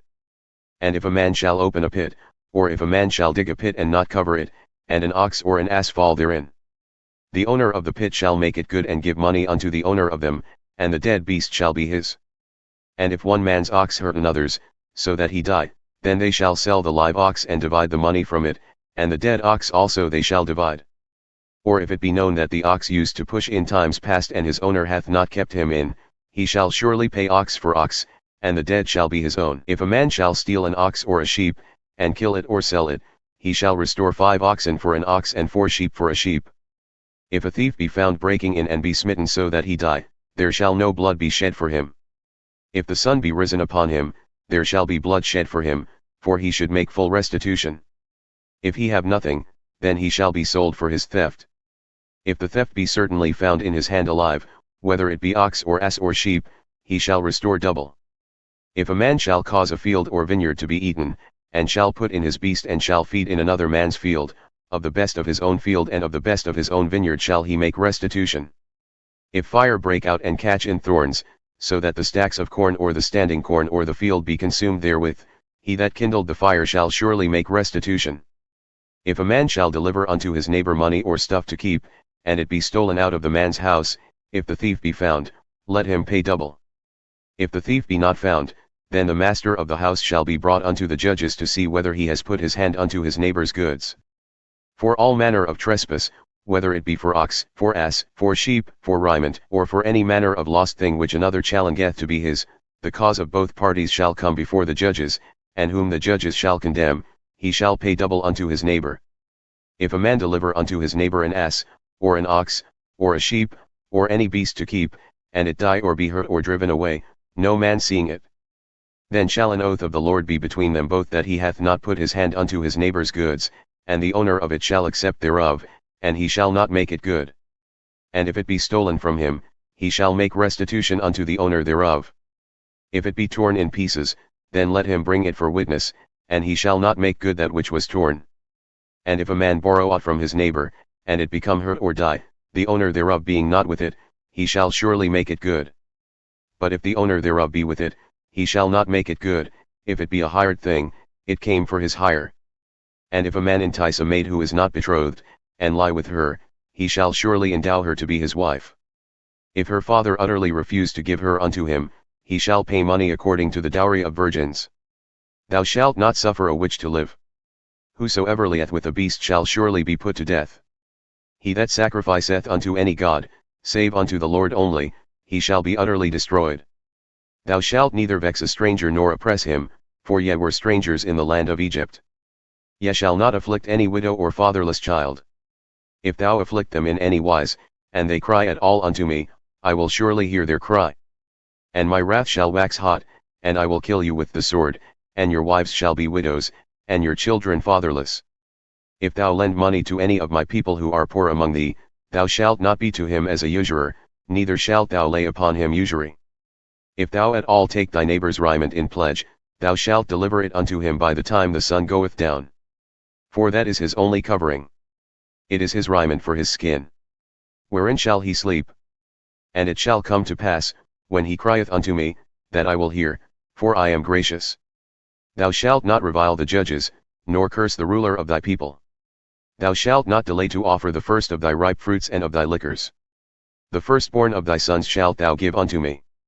Likewise shalt thou do with thine oxen and with thy sheep, 7 days it shall be with his dam, on the 8th day thou shalt give it to me.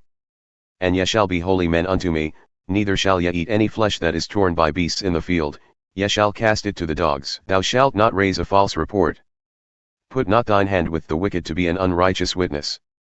Thou shalt not follow the multitude to do evil, neither shalt thou speak in a cause, following many, to divert judgment. Neither shalt thou countenance a poor man in his cause. If thou meet thine enemy's ox or his ass going astray, thou shalt surely bring it back to him again. If thou see the ass of him that hateth thee lying under his burden, and wouldest forbear to help him, thou shalt surely help with him. Thou shalt not divert the judgment from thy poor in his cause. Keep thee far from a false matter, and the innocent and righteous slay thou not, for I will not justify the wicked. And thou shalt take no bribe, for the bribe blindeth the wise and perverteth the words of the righteous. Also thou shalt not oppress a stranger, for ye know the heart of a stranger, seeing ye were strangers in the land of Egypt. And 6 years thou shalt sow thy land and shalt gather in the fruits thereof. But the 7th year thou shalt let it rest and lie still, that the poor of thy people may eat, and what they leave the beasts of the field shall eat. In like manner thou shalt deal with thy vineyard and with thy olive trees. 6 days thou shalt do thy work, and on the 7th day thou shalt rest, that thine ox and thine ass may rest, and the son of thy handmaid and the stranger may be refreshed. And in all things that I have said unto you be circumspect, and make no mention of the name of other gods, neither let it be heard out of thy mouth. 3 times thou shalt keep a feast unto me in the year. Thou shalt keep the feast of unleavened bread. Thou shalt eat unleavened bread 7 days, as I commanded thee, at the time appointed in the month of Aviv, for in it thou camest out from Egypt, and none shall appear before me empty. And the feast of harvest, the first fruits of thy labors which thou hast sown in the field, and the feast of ingathering, which is at the end of the year when thou hast gathered in thy labors out of the field. 3 times in the year all thy males shall appear before the Lord God. Thou shalt not offer the blood of my sacrifice with leavened bread, neither shall the fat of my sacrifice remain until the morning. The first of the first fruits of thy land thou shalt bring into the house of the Lord thy God. Thou shalt not boil a kid in his mother's milk. Behold, I send an angel before thee to keep thee in the way, and to bring thee into the place which I have prepared. Have regard for him, and obey his voice. Provoke him not, for he will not pardon your transgressions, for my name is in him. But if thou shalt indeed obey his voice and do all that I speak, then I will be an enemy unto thine enemies, and an adversary unto thine adversaries. For mine angel shall go before thee, and bring thee in unto the Amorites and the Hittites, and the Perizzites and the Canaanites, the Hivites and the Jebusites, and I will cut them off. Thou shalt not bow down to their gods, nor serve them, nor do according to their works, but thou shalt utterly overthrow them and quite break down their images. And ye shall serve the Lord your God, and he shall bless thy bread and thy water, and I will take sickness away from the midst of thee. None shall cast their young nor be barren in thy land, the number of thy days I will fulfill. I will send my fear before thee and will destroy all the people to whom thou shalt come, and I will make all thine enemies turn their backs unto thee.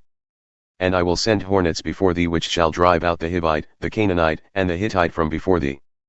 I will not drive them out from before thee in 1 year, lest the land become desolate and the beast of the field multiply against thee. Little by little I will drive them out from before thee, until thou be increased and inherit the land. And I will set thy bounds from the Red Sea even unto the sea of the Philistines, and from the desert unto the river, for I will deliver the inhabitants of the land into your hand, and thou shalt drive them out before thee. Thou shalt make no covenant with them, nor with their gods. They shall not dwell in thy land, lest they make thee sin against me, for if thou serve their gods, it will surely be a snare unto thee. And he said unto Moses, Come up unto the Lord, thou and Aaron, Nadab and Abihu, and 70 of the elders of Israel, and worship Yah afar off. And Moses alone shall come near the Lord, but they shall not come nigh, neither shall the people go up with him. And Moses came and told the people all the words of the Lord and all the judgments, and all the people answered with one voice and said, All the words which the Lord hath said will we do. And Moses wrote all the words of the Lord, and rose up early in the morning and built an altar under the hill, and 12 pillars according to the 12 tribes of Israel. And he sent young men of the children of Israel, who offered burnt offerings and sacrificed peace offerings of oxen unto the Lord. And Moses took half of the blood and put it in basins, and half of the blood he sprinkled on the altar. And he took the book of the covenant and read in the audience of the people, and they said, All that the Lord hath said will we do, and be obedient. And Moses took the blood and sprinkled it on the people, and said, Behold the blood of the covenant which the Lord hath made with you concerning all these words.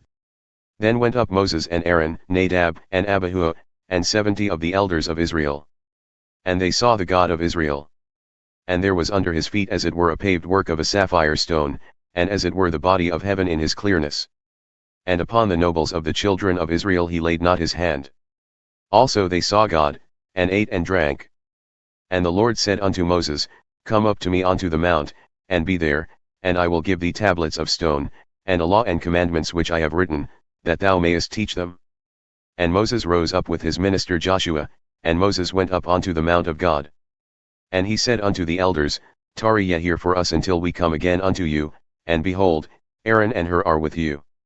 If any man have any matters to arbitrate, let him come unto them. And Moses went up unto the mount, and a cloud covered the mount. And the glory of the Lord abode upon Mount Sinai, and the cloud covered it 6 days, and the 7th day he called unto Moses out of the midst of the cloud. And the sight of the glory of the Lord was like devouring fire on the top of the mount in the eyes of the children of Israel.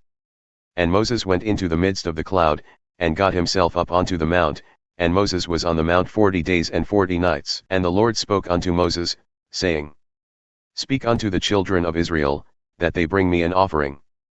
From every man who giveth it willingly with his heart ye shall take my offering.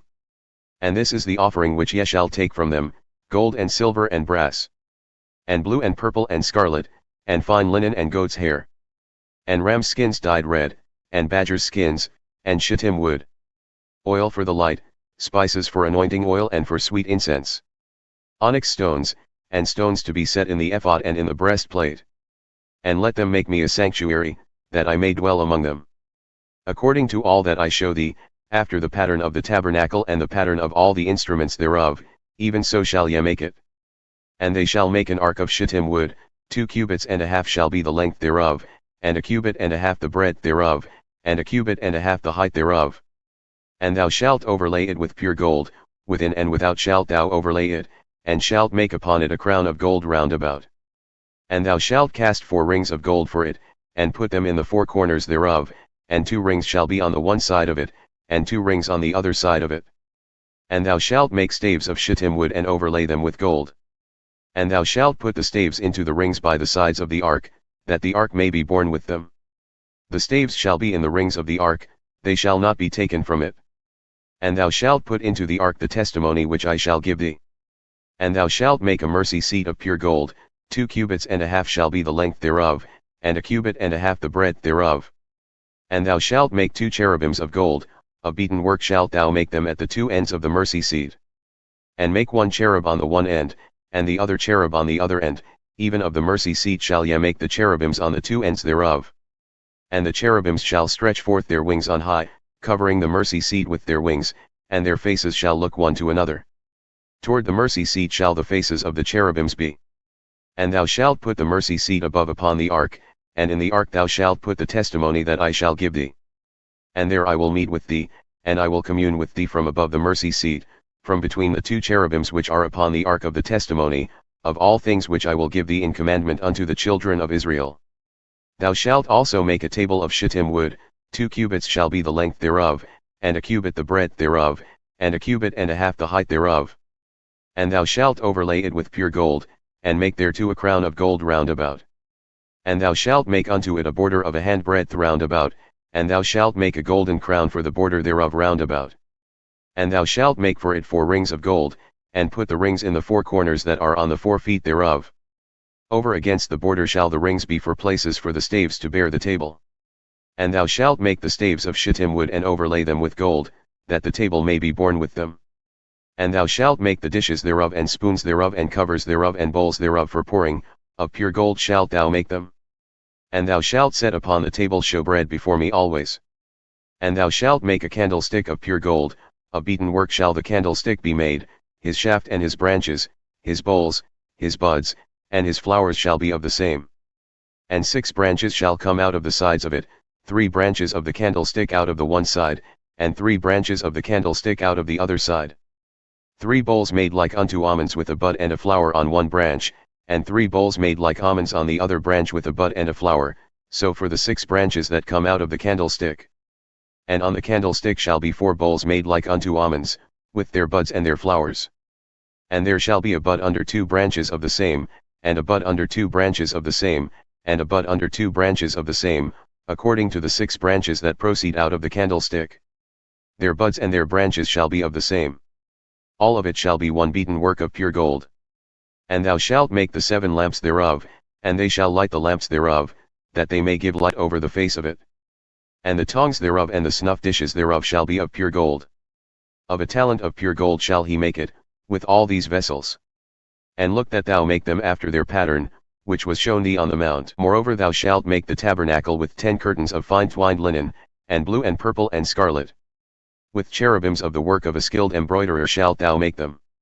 The length of one curtain shall be 28 cubits, and the breadth of one curtain 4 cubits, and every one of the curtains shall have one measure. The 5 curtains shall be coupled together one to another, and other 5 curtains shall be coupled one to another. And thou shalt make loops of blue upon the edge of the one curtain from the selvage in the coupling, and likewise shalt thou do on the uttermost edge of another curtain, in the coupling of the second. 50 loops shalt thou make in the one curtain, and 50 loops shalt thou make on the edge of the curtain that is in the coupling of the second, that the loops may take hold one to another.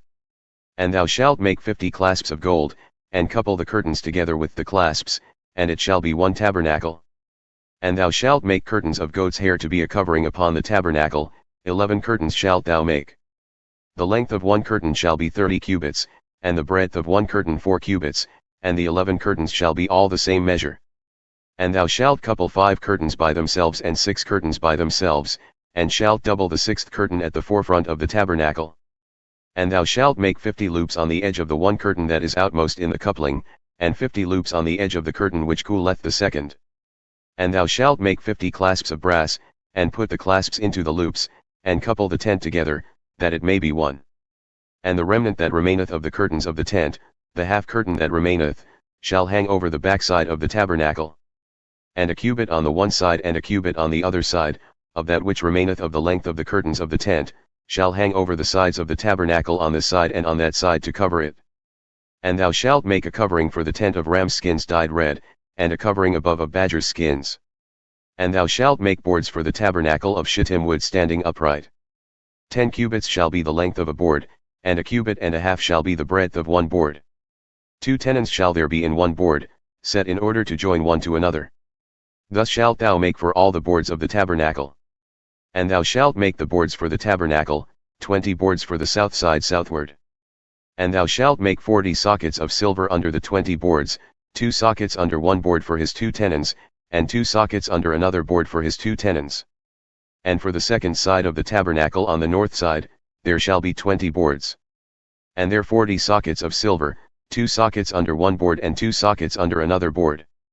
And for the sides of the tabernacle westward, thou shalt make 6 boards. And 2 boards shalt thou make for the corners of the tabernacle at the 2 sides. And they shall be coupled together beneath, and they shall be coupled together above the head of it into one ring. Thus shall it be for them both, they shall be for the 2 corners. And there shall be 8 boards with their sockets of silver, 16 sockets, 2 sockets under one board, and 2 sockets under another board. And thou shalt make bars of shittim wood, 5 for the boards of the one side of the tabernacle. And 5 bars for the boards of the other side of the tabernacle, and 5 bars for the boards of the side of the tabernacle, for the 2 sides westward. And the middle bar in the midst of the boards shall reach from end to end. And thou shalt overlay the boards with gold, and make their rings of gold for places for the bars, and thou shalt overlay the bars with gold. And thou shalt raise up the tabernacle according to the fashion thereof which was shown thee on the mount. And thou shalt make a veil of blue and purple and scarlet, and fine twined linen of skillful work, with cherubims shall it be made. And thou shalt hang it upon 4 pillars of shittim wood overlaid with gold, their hooks shall be of gold, upon the 4 sockets of silver. And thou shalt hang up the veil under the clasps, that thou mayest bring in thither within the veil the ark of the testimony, and the veil shall divide unto you between the holy place and the most holy. And thou shalt put the mercy seat upon the ark of the testimony in the most holy place. And thou shalt set the table outside the veil, and the candlestick opposite the table on the side of the tabernacle toward the south, and thou shalt put the table on the north side. And thou shalt make a hanging for the door of the tent of blue and purple and scarlet and fine twined linen, wrought with needlework. And thou shalt make for the hanging 5 pillars of shittim wood, and overlay them with gold, and their hooks shall be of gold, and thou shalt cast 5 sockets of brass for them. And thou shalt make an altar of shittim wood, 5 cubits long and 5 cubits broad, the altar shall be 4 square, and the height thereof shall be 3 cubits. And thou shalt make the horns of it upon the 4 corners thereof. His horns shall be of the same, and thou shalt overlay it with brass. And thou shalt make his pans to receive his ashes, and his shovels and his basins and his flesh hooks and his fire pans. All the vessels thereof thou shalt make of brass. And thou shalt make for it a grate, a network of brass, and upon the network shalt thou make 4 brazen rings at the 4 corners thereof. And thou shalt put it under the rim of the altar beneath, that the network may be even to the middle of the altar. And thou shalt make staves for the altar, staves of shittim wood, and overlay them with brass. And the staves shall be put into the rings, and the staves shall be upon the 2 sides of the altar to bear it.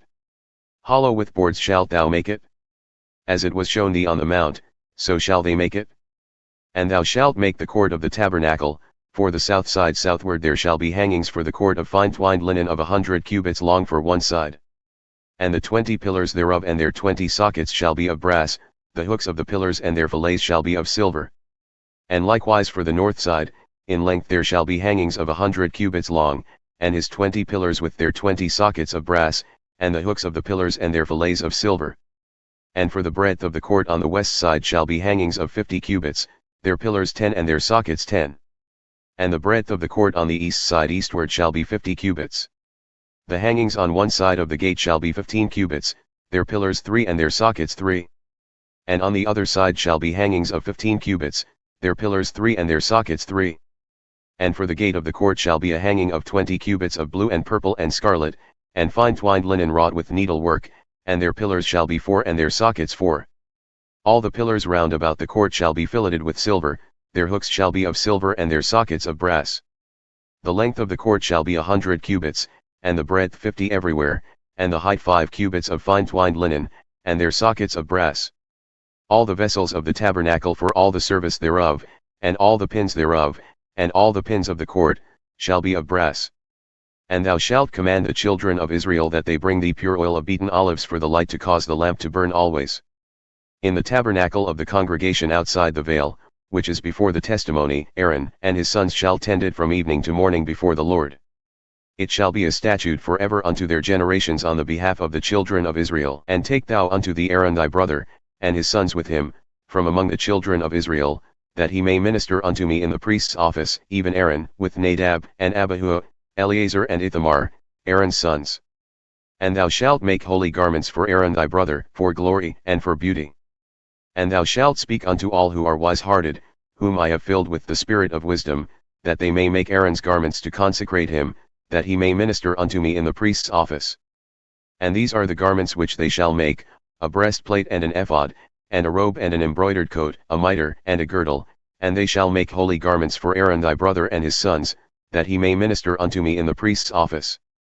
And they shall take gold and blue and purple and scarlet, and fine linen. And they shall make the ephod of gold, of blue and of purple, of scarlet, and fine twined linen, with skillful work. It shall have the 2 shoulder pieces thereof joined at the 2 edges thereof, and so it shall be joined together.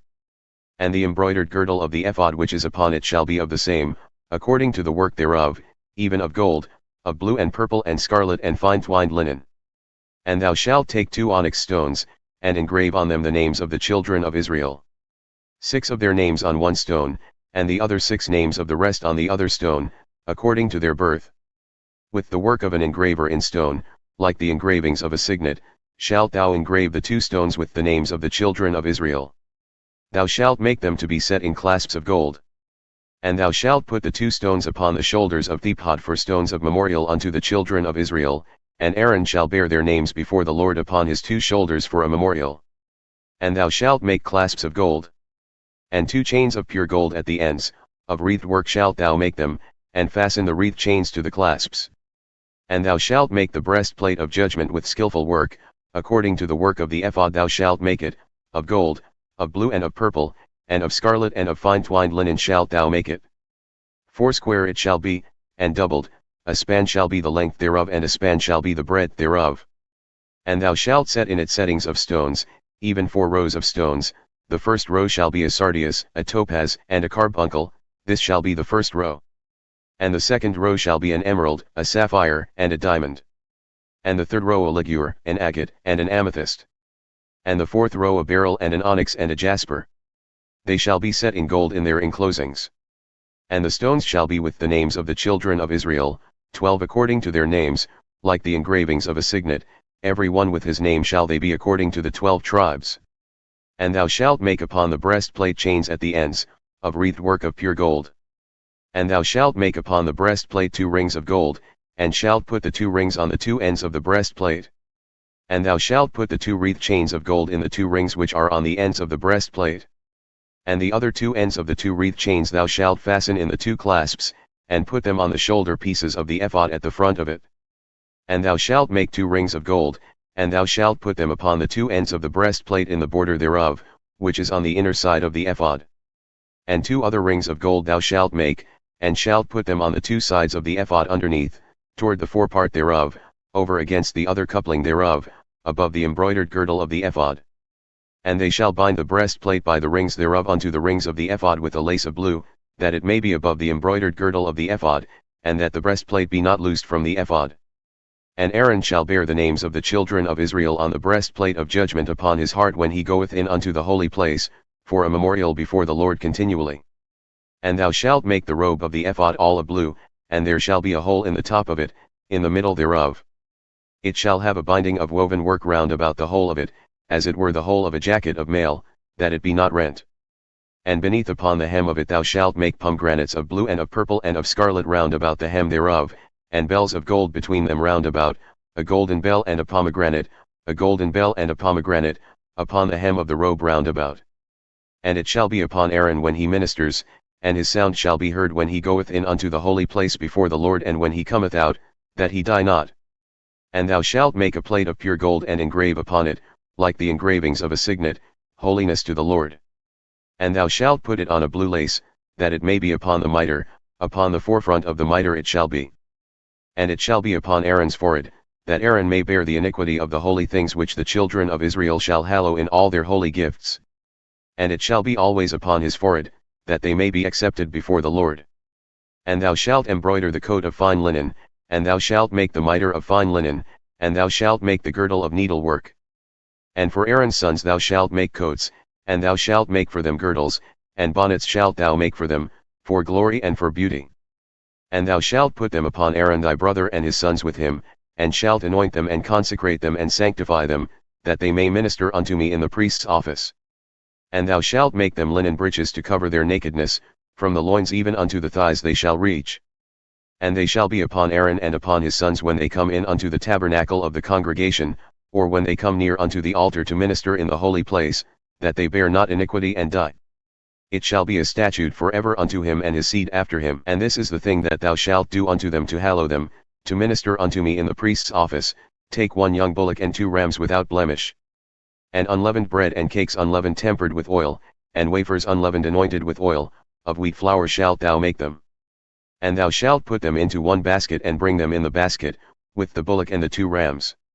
And Aaron and his sons thou shalt bring unto the door of the tabernacle of the congregation, and shalt wash them with water.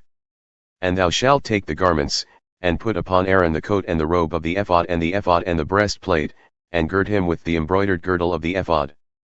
And thou shalt put the mitre upon his head and put the holy crown upon the mitre. Then shalt thou take the anointing oil, and pour it upon his head and anoint him. And thou shalt gird them with girdles, Aaron and his sons, and put the bonnets on them. And the priest's office shall be theirs for a perpetual statute, and thou shalt consecrate Aaron and his sons. And thou shalt cause a bullock to be brought before the tabernacle of the congregation, and Aaron and his sons shall put their hands upon the head of the bullock. And thou shalt kill the bullock before the Lord by the door of the tabernacle of the congregation. And thou shalt take of the blood of the bullock, and put it upon the horns of the altar with thy finger, and pour all the blood alongside the bottom of the altar. And thou shalt take all the fat that covereth the inwards, and the caul that is above the liver, and the 2 kidneys and the fat that is upon them, and burn them upon the altar. But the flesh of the bullock and his skin and his dung shalt thou burn with fire outside the camp. It is a sin offering. Thou shalt also take 1 ram, and Aaron and his sons shall put their hands upon the head of the ram. And thou shalt slay the ram, and thou shalt take his blood and sprinkle it round about upon the altar. And thou shalt cut the ram in pieces, and wash the inwards of him and his legs, and put them on top of his pieces and on top of his head, and thou shalt burn the whole ram upon the altar. It is a burnt offering unto the Lord, it is a sweet savour, an offering made by fire unto the Lord. And thou shalt take the other ram, and Aaron and his sons shall put their hands upon the head of the ram. Then shalt thou kill the ram, and take of his blood and put it upon the tip of the right ear of Aaron, and upon the tip of the right ear of his sons, and upon the thumb of their right hand, and upon the great toe of their right foot, and sprinkle the blood upon the altar round about. And thou shalt take of the blood that is upon the altar and of the anointing oil, and sprinkle it upon Aaron and upon his garments, and upon his sons and upon the garments of his sons with him, and he shall be hallowed, and his garments, and his sons' garments with him. Also thou shalt take of the ram the fat, and the rump, and the fat that covereth the inwards, and the caul above the liver, and the 2 kidneys and the fat that is upon them, and the right shoulder, for it is a ram of consecration, and 1 loaf of bread and 1 cake of oiled bread. And 1 wafer out of the basket of the unleavened bread that is before the Lord. And thou shalt put all in the hands of Aaron and in the hands of his sons, and shalt wave them for a wave offering before the Lord. And thou shalt receive them from their hands, and burn them upon the altar for a burnt offering, for a sweet savour before the Lord. It is an offering made by fire unto the Lord. And thou shalt take the breast of the ram of Aaron's consecration, and wave it for a wave offering before the Lord, and it shall be thy part. And thou shalt sanctify the breast of the wave offering and the shoulder of the heave offering, which is waved and which is heaved up, of the ram of the consecration, even of that which is for Aaron and of that which is for his sons. And it shall be Aaron's and his sons by a statute forever from the children of Israel, for it is a heave offering, and it shall be a heave offering from the children of Israel from the sacrifice of their peace offerings, even their heave offering unto the Lord. And the holy garments of Aaron shall be his sons after him, to be anointed therein and to be consecrated in them. And that son who is priest in his stead shall put them on 7 days, when he cometh into the tabernacle of the congregation to minister in the holy place. And thou shalt take the ram of the consecration and boil his flesh in the holy place. And Aaron and his sons shall eat the flesh of the ram, and the bread that is in the basket by the door of the tabernacle of the congregation. And they shall eat those things with which the atonement was made, to consecrate and to sanctify them, but a stranger shall not eat thereof, because they are holy. And if aught of the flesh of the consecrations or of the bread remain unto the morning, then thou shalt burn the remainder with fire. It shall not be eaten, because it is holy. And thus shalt thou do unto Aaron and to his sons, according to all things which I have commanded thee. 7 days shalt thou consecrate them. And thou shalt offer every day a bullock for a sin offering for atonement, and thou shalt cleanse the altar when thou hast made an atonement for it, and thou shalt anoint it to sanctify it. 7 days thou shalt make an atonement for the altar and sanctify it, and it shall be an altar most holy. Whatsoever toucheth the altar shall be holy. Now this is that which thou shalt offer upon the altar, 2 lambs of the first year, day by day continually. The 1 lamb thou shalt offer in the morning, and the other lamb thou shalt offer at evening. And with the 1 lamb a 10th part of flour mingled with a 4th part of a hin of beaten oil, and a 4th part of a hin of wine for a drink offering. And the other lamb thou shalt offer at evening, and shalt do thereto according to the meat offering of the morning and according to the drink offering thereof, for a sweet savour, an offering made by fire unto the Lord. This shall be a continual burnt offering throughout your generations at the door of the tabernacle of the congregation before the Lord, where I will meet you to speak there unto thee. And there I will meet with the children of Israel, and the tabernacle shall be sanctified by my glory. And I will sanctify the tabernacle of the congregation and the altar.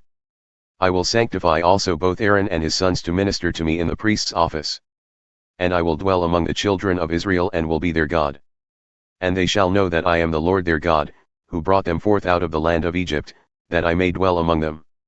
I am the Lord their God. And thou shalt make an altar to burn incense upon, of shittim wood shalt thou make it. A cubit shall be the length thereof, and a cubit the breadth thereof. 4 shall it be, and 2 cubits shall be the height thereof.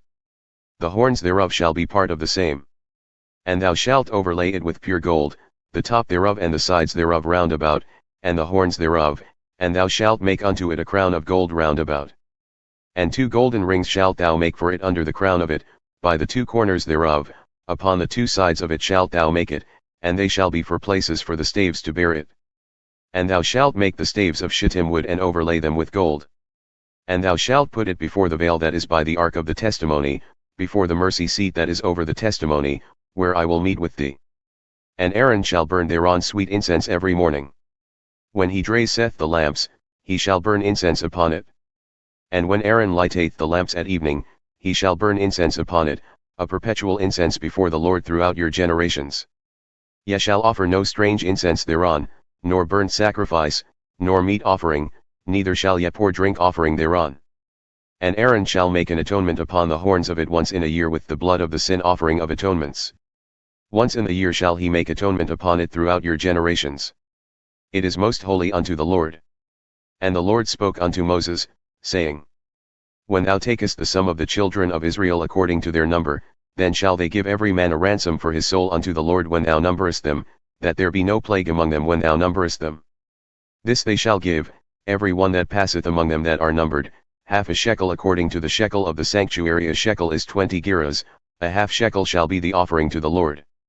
Every one who passeth among them that are numbered, from 20 years old and above, shall give an offering unto the Lord. The rich shall not give more and the poor shall not give less than half a shekel, when they give an offering unto the Lord to make an atonement for your souls. And thou shalt take the atonement money of the children of Israel, and shalt appoint it for the service of the tabernacle of the congregation, that it may be a memorial unto the children of Israel before the Lord, to make an atonement for your souls. And the Lord spoke unto Moses, saying, Thou shalt also make a laver of brass, with his foot also of brass, for washing, and thou shalt put it between the tabernacle of the congregation and the altar, and thou shalt put water therein. For Aaron and his sons shall wash their hands and their feet thereat. When they go into the tabernacle of the congregation, they shall wash with water, that they die not. Or when they come near to the altar to minister, to burn offering made by fire unto the Lord. So they shall wash their hands and their feet, that they die not. And it shall be a statute forever to them, even to him and to his seed throughout their generations. Moreover the Lord spoke unto Moses, saying, Take thou also unto thee principal spices, of pure myrrh 500 shekels, and of sweet cinnamon half as much even 250 shekels, and of sweet calamus 250 shekels. And of cassia 500 shekels, according to the shekel of the sanctuary, and of olive oil a hin. And thou shalt make from it an oil of holy ointment, an ointment compound according to the art of the perfumer, it shall be a holy anointing oil. And thou shalt anoint the tabernacle of the congregation therewith, and the ark of the testimony. And the table and all his vessels, and the candlestick and his vessels, and the altar of incense. And the altar of burnt offering with all his vessels, and the laver and his foot. And thou shalt sanctify them, that they may be most holy. Whatsoever toucheth them shall be holy.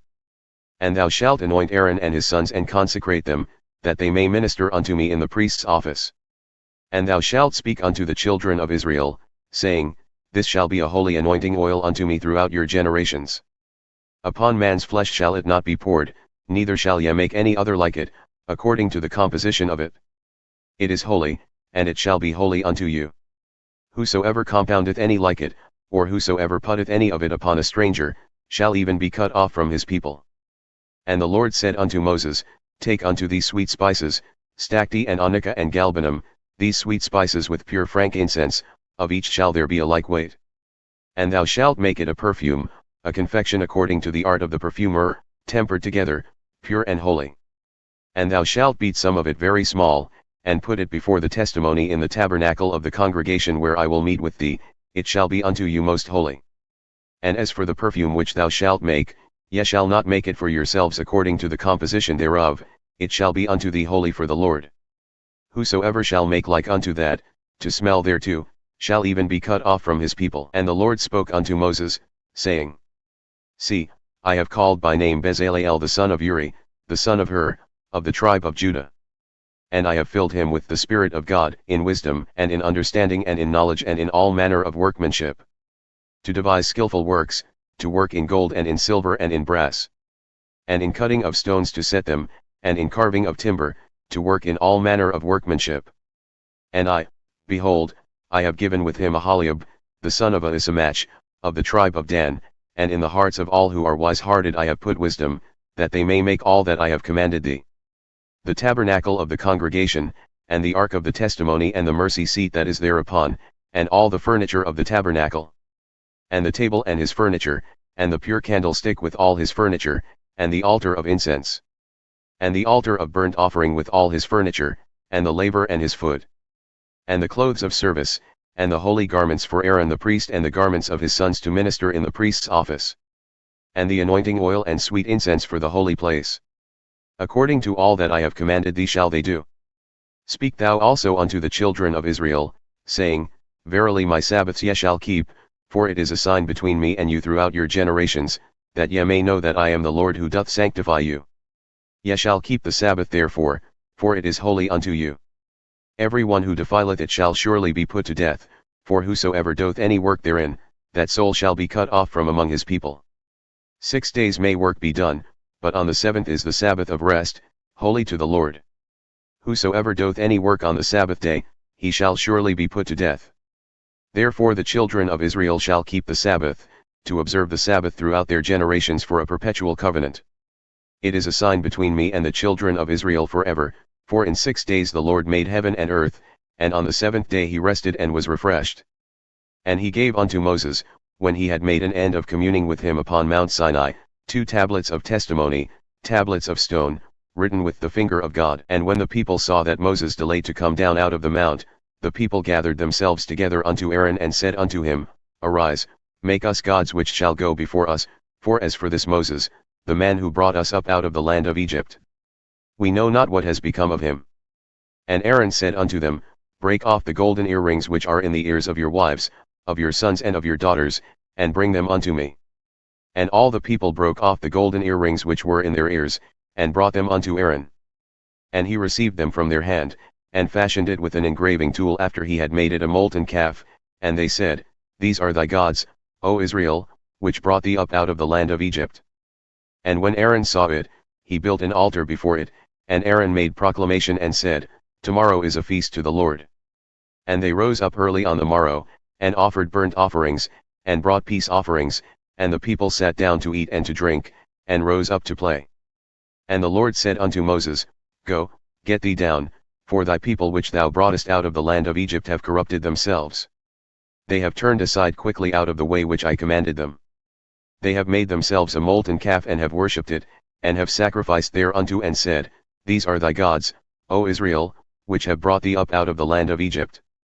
And the Lord said unto Moses, I have seen this people, and behold, it is a stiff-necked people. Now therefore let me alone, that my wrath may wax hot against them, and that I may consume them, and I will make of thee a great nation. And Moses besought the Lord his God and said, Lord, why doth thy wrath wax hot against thy people, whom thou hast brought forth out of the land of Egypt with great power and with a mighty hand? Why should the Egyptians speak and say, For mischief did he bring them out, to slay them in the mountains and to consume them from the face of the earth? Turn from thy fierce wrath, and repent of this evil against thy people. Remember Abraham, Isaac, and Israel, thy servants to whom thou sworest by thine own self and saidst unto them, I will multiply your seed as the stars of heaven, and all this land that I have spoken of will I give unto your seed, and they shall inherit it forever. And the Lord repented of the evil which he thought to do unto his people. And Moses turned and went down from the mount, and the 2 tablets of the testimony were in his hand. The tablets were written on both their sides, on the one side and on the other were they written. And the tablets were the work of God, and the writing was the writing of God, graven upon the tablets. And when Joshua heard the noise of the people as they shouted, he said unto Moses, There is a noise of war in the camp. And Moses said, It is not the voice of them that shout for mastery, neither is it the voice of them that cry for being overcome, but the noise of them that sing do I hear. And it came to pass, as soon as he came nigh unto the camp, that he saw the calf and the dancing, and Moses' anger waxed hot, and he cast the tablets out of his hands and broke them beneath the mount. And he took the calf which they had made and burned it in the fire and ground it to powder, and strewed it upon the water and made the children of Israel drink of it. And Moses said unto Aaron, What did this people unto thee, that thou hast brought so great a sin upon them? And Aaron said, Let not the anger of my Lord wax hot. Thou knowest the people, that they are set on mischief. For they said unto me, Make us gods which shall go before us, for as for this Moses, the man who brought us up out of the land of Egypt, we know not what has become of him. And I said unto them, Whosoever hath any gold, let them break it off. So they gave it to me. Then I cast it into the fire, and there came out this calf. And when Moses saw that the people were naked, for Aaron had made them naked unto their shame among their enemies. Then Moses stood in the gate of the camp and said, Who is on the Lord's side? Let him come unto me. And all the sons of Levi gathered themselves together unto him. And he said unto them, Thus saith the Lord God of Israel, Put every man his sword by his side, and go in and out from gate to gate throughout the camp, and slay every man his brother, and every man his companion, and every man his neighbor. And the children of Levi did according to the word of Moses, and there fell of the people that day about 3,000 men. For Moses had said, Consecrate yourselves today to the Lord, even every man upon his son and upon his brother, that he may bestow upon you a blessing this day. And it came to pass on the morrow that Moses said unto the people, Ye have sinned a great sin. And now I will go up unto the Lord. Perhaps I shall make an atonement for your sin. And Moses returned unto the Lord and said, O, this people have sinned a great sin, and have made themselves gods of gold. Yet now, if thou wilt forgive their sin, and if not, blot me, I pray thee, out of thy book which thou hast written. And the Lord said unto Moses, Whosoever hath sinned against me, him will I blot out of my book. Therefore now go, lead the people unto the place of which I have spoken unto thee, behold, mine angel shall go before thee. Nevertheless in the day when I visit I will visit their sin upon them. And the Lord plagued the people, because they made the calf which Aaron made. And the Lord said unto Moses, Depart and go up hence, thou and the people whom thou hast brought up out of the land of Egypt, unto the land which I swore unto Abraham, to Isaac, and to Jacob, saying, Unto thy seed will I give it. And I will send an angel before thee, and I will drive out the Canaanite, the Amorite, and the Hittite, and the Perizzite, the Hivite, and the Jebusite, unto a land flowing with milk and honey. For I will not go up in the midst of thee, for thou art a stiff-necked people, lest I consume thee on the way. And when the people heard these evil tidings they mourned, and no man put on his ornaments. For the Lord had said unto Moses, Say unto the children of Israel, Ye are a stiff-necked people. I will come up into the midst of thee in a moment and consume thee. Therefore now put off thy ornaments from thee, that I may know what to do unto thee. And the children of Israel stripped themselves of their ornaments by Mount Horeb. And Moses took the tabernacle and pitched it outside the camp, afar off from the camp, and called it the tabernacle of the congregation. And it came to pass that every one who sought the Lord went out unto the tabernacle of the congregation, which was outside the camp. And it came to pass, when Moses went out unto the tabernacle, that all the people rose up and stood every man at his tent door, and looked after Moses until he had gone into the tabernacle. And it came to pass, as Moses entered into the tabernacle, the pillar of cloud descended and stood at the door of the tabernacle, and the Lord talked with Moses. And all the people saw the pillar of cloud standing at the tabernacle door, and all the people rose up and worshipped, every man in his tent door. And the Lord spoke unto Moses face to face, as a man speaketh unto his friend.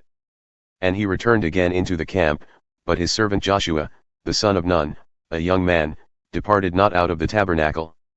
And Moses said unto the Lord, See, thou sayest unto me, Bring up this people, and thou hast not let me know whom thou wilt send with me. Yet thou hast said, I know thee by name, and thou hast also found grace in my sight. Now therefore, I pray thee, if I have found grace in thy sight, show me now thy way, that I may know thee, that I may find grace in thy sight, and consider that this nation is thy people. And he said, My presence shall go with thee, and I will give thee rest. And he said unto him, if thy presence go not with me, carry us not up hence. For wherein shall it be known here that I and thy people have found grace in thy sight? Is it not in that thou goest with us? So shall we be separated, I and thy people, from all the people who are upon the face of the earth. And the Lord said unto Moses, I will do this thing also that thou hast spoken, for thou hast found grace in my sight, and I know thee by name. And he said, I beseech thee, show me thy glory. And he said, I will make all my goodness pass before thee, and I will proclaim the name of the Lord before thee, and will be gracious to whom I will be gracious, and will show mercy on whom I will show mercy. And he said, Thou canst not see my face, for there shall no man see me and live. And the Lord said, Behold, there is a place by me, and thou shalt stand upon a rock. And it shall come to pass, while my glory passeth by, that I will put thee in a cleft of the rock, and will cover thee with my hand while I pass by. And I will take away mine hand, and thou shalt see my back parts, but my face shall not be seen. And the Lord said unto Moses, Hew thee 2 tablets of stone like unto the first, and I will write upon these tablets the words that were in the first tablets which thou brokest. And be ready in the morning, and come up in the morning unto Mount Sinai, and present thyself there to me on the top of the mount. And no man shall come up with thee, neither let any man be seen throughout all the mount, neither let the flocks nor herds feed before that mount. And he hewed 2 tablets of stone like unto the first, and Moses rose up early in the morning and went up unto Mount Sinai, as the Lord had commanded him, and took in his hand the 2 tablets of stone. And the Lord descended in the cloud and stood with him there, and proclaimed the name of the Lord. And the Lord passed by before him, and proclaimed, The Lord God, merciful and gracious, long-suffering, and abundant in goodness and truth, keeping mercy for thousands, forgiving iniquity and transgression and sin, and that will by no means clear the guilty, visiting the iniquity of the fathers upon the children, and upon the children's children unto the 3rd and to the 4th generation. And Moses made haste, and bowed his head toward the earth and worshipped. And he said, If now I have found grace in thy sight, O Lord, let my Lord, I pray thee, go among us, for it is a stiff-necked people, and pardon our iniquity and our sin, and take us for thine inheritance. And he said, Behold, I make a covenant. Before all thy people I will do marvels such as have not been done in all the earth, nor in any nation, and all the people among whom thou art shall see the work of the Lord, for it is a fearsome thing that I will do with thee. Observe thou that which I command thee this day. Behold, I drive out before thee the Amorite and the Canaanite, and the Hittite and the Perizzite, and the Hivite and the Jebusite. Take heed to thyself, lest thou make a covenant with the inhabitants of the land whither thou goest, lest it be for a snare in the midst of thee. But ye shall destroy their altars, break their images, and cut down their Asherah poles. For thou shalt worship no other God, for the Lord, whose name is jealous, is a jealous God. Lest thou make a covenant with the inhabitants of the land and they go a-whoring after their gods, and do sacrifice unto their gods, and one call thee and thou eat of his sacrifice. And thou take their daughters unto thy sons, and their daughters go a-whoring after their gods, and make thy sons go a-whoring after their gods. Thou shalt make thee no molten gods. The feast of unleavened bread shalt thou keep. 7 days thou shalt eat unleavened bread, as I commanded thee, in the time of the month of Aviv, for in the month of Aviv thou camest out from Egypt. All that openeth the womb is mine, and every firstling among thy cattle, whether ox or sheep, that is male. But the firstling of an ass thou shalt redeem with a lamb, and if thou redeem him not, then shalt thou break his neck. All the firstborn of thy sons thou shalt redeem. And none shall appear before me empty. 6 days thou shalt work, but on the 7th day thou shalt rest, in plowing time and in harvest thou shalt rest. And thou shalt observe the feast of weeks of the first fruits of wheat harvest, and the feast of ingathering at the year's end. Thrice in the year shall all your men children appear before the Lord God, the God of Israel. For I will cast out the nations before thee and enlarge thy borders, neither shall any man desire thy land when thou shalt go up to appear before the Lord thy God thrice in the year. Thou shalt not offer the blood of my sacrifice with leaven, neither shall the sacrifice of the feast of the Passover be left until the morning. The first of the firstfruits of thy land thou shalt bring unto the house of the Lord thy God. Thou shalt not boil a kid in his mother's milk. And the Lord said unto Moses, Write thou these words, for according to the tenor of these words I have made a covenant with thee and with Israel. And he was there with the Lord 40 days and 40 nights, he neither ate bread nor drank water. And he wrote upon the tablets the words of the covenant, the 10 commandments. And it came to pass, when Moses came down from Mount Sinai with the 2 tablets of testimony in Moses' hand, when he came down from the mount, that Moses knew not that the skin of his face shone while he talked with him. And when Aaron and all the children of Israel saw Moses, behold, the skin of his face shone, and they were afraid to come nigh him. And Moses called unto them, and Aaron and all the rulers of the congregation returned unto him, and Moses talked with them. And afterward all the children of Israel came nigh, and he gave them in commandments all that the Lord had spoken with him on Mount Sinai. And until Moses had done speaking with them, he put a veil on his face. But when Moses went in before the Lord to speak with him, he took the veil off until he came out.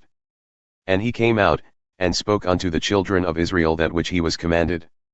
And the children of Israel saw the face of Moses, that the skin of Moses' face shone, and Moses put the veil upon his face again, until he went in to speak with him. And Moses gathered all the congregation of the children of Israel together and said unto them, These are the words which the Lord hath commanded, that ye should do them. 6 days shall work be done, but on the 7th day there shall be for you a holy day, a Sabbath of rest to the Lord. Whosoever doth work therein shall be put to death. Ye shall kindle no fire throughout your habitations upon the Sabbath day. And Moses spoke unto all the congregation of the children of Israel, saying, This is the thing which the Lord commanded, saying, Take ye from among you an offering unto the Lord. Whosoever is of a willing heart, let him bring it, an offering of the Lord, gold and silver and brass, and blue and purple and scarlet, and fine linen and goat's hair, and ram skins dyed red, and badger's skins, and shittim wood, and oil for the light, and spices for anointing oil and for the sweet incense, and onyx stones, and stones to be set for the ephod and for the breastplate. And every wise-hearted among you shall come and make all that the Lord hath commanded. The tabernacle, his tent, and his covering, his clasps, and his boards, his bars, his pillars, and his sockets. The ark and the staves thereof, with the mercy seat and the veil of the covering. The table and his staves and all his vessels, and the showbread. The candlestick also for the light, and his furniture and his lamps with the oil for the light. And the incense altar and his staves, and the anointing oil, and the sweet incense, and the hanging for the door at the entrance of the tabernacle. The altar of burnt offering with his brazen grate, his staves, and all his vessels, the laver and his foot. The hangings of the court, his pillars, and their sockets, and the hanging for the door of the court. The pegs of the tabernacle, and the pegs of the court and their cords. The clothes of service to do service in the holy place, the holy garments for Aaron the priest and the garments of his sons to minister in the priest's office. And all the congregation of the children of Israel departed from the presence of Moses. And they came every one whose heart stirred him up, and every one whom his spirit made willing, and they brought the Lord's offering to the work of the tabernacle of the congregation, and for all his service and for the holy garments. And they came, both men and women, as many as were willing-hearted, and brought bracelets and earrings, and rings and tablets, all jewels of gold, and every man who offered an offering of gold unto the Lord. And every man with whom was found blue and purple and scarlet, and fine linen and goat's hair, and red skins of rams and badgers' skins, brought them. Every one who offered an offering of silver and brass brought the Lord's offering, and every man with whom was found shittim wood for any work of the service brought it. And all the women who were wise-hearted spun with their hands and brought that which they had spun, both of blue and of purple, and of scarlet and of fine linen. And all the women whose heart stirred them up in wisdom spun goat's hair. And the rulers brought onyx stones, and stones to be set for the ephod and for the breastplate. And spices, and oil for the light and for the anointing oil, and for the sweet incense. The children of Israel brought a willing offering unto the Lord, every man and woman whose heart made them willing to bring for all manner of work, which the Lord had commanded to be made by the hand of Moses. And Moses said unto the children of Israel, See, the Lord hath called by name Bezaleel the son of Uri, the son of Hur of the tribe of Judah. And he hath filled him with the Spirit of God, in wisdom, in understanding, and in knowledge, and in all manner of workmanship. And to devise skillful works, to work in gold and in silver and in brass. And in the cutting of stones to set them, and in carving of wood to make any manner of skillful work. And he hath put in his heart that he may teach, both he and Aholiab, the son of Ahisamach of the tribe of Dan. Them hath he filled with wisdom of heart, to work all manner of work of the engraver and of the skilled workman, and of the embroiderer in blue and in purple, in scarlet, and in fine linen, and of the weaver, even of those who do any work and of those who devise skillful work. Then Bezaleel and Aholiab, and every wise-hearted man in whom the Lord put wisdom and understanding to know how to work all manner of work for the service of the sanctuary, wrought according to all that the Lord had commanded. And Moses called Bezaleel and Aholiab, and every wise-hearted man in whose heart the Lord had put wisdom, even every one whose heart stirred him up, to come unto the work to do it. And they received from Moses all the offering which the children of Israel had brought for the work of the service of the sanctuary, to make it thereby. And they brought yet unto him freewill offerings every morning. And all the wise men who wrought all the work of the sanctuary came every man from his work which they made. And they spoke unto Moses, saying, The people bring much more than enough for the service of the work which the Lord commanded to make. And Moses gave a commandment, and they caused it to be proclaimed throughout the camp, saying, Let neither man nor woman make any more work for the offering of the sanctuary. So the people were restrained from bringing. For the supply they had was sufficient for all the work to make it, and too much. And every wise-hearted man among them who wrought the work of the tabernacle made 10 curtains of fine twined linen, and blue and purple and scarlet, with cherubims of skillful work made he them. The length of one curtain was 28 cubits, and the breadth of one curtain 4 cubits, the curtains were all of one size. And he coupled the 5 curtains one unto another, and the other 5 curtains he coupled one unto another. And he made loops of blue on the edge of one curtain from the selvage in the coupling. Likewise he made in the outermost side of another curtain, in the coupling of the second. 50 loops made he in one curtain, and 50 loops made he in the edge of the curtain which was in the coupling of the second, the loops held one curtain to another. And he made 50 clasps of gold, and coupled the curtains one unto another with the clasps. So it became one tabernacle. And he made curtains of goat's hair for the tent over the tabernacle, 11 curtains he made them.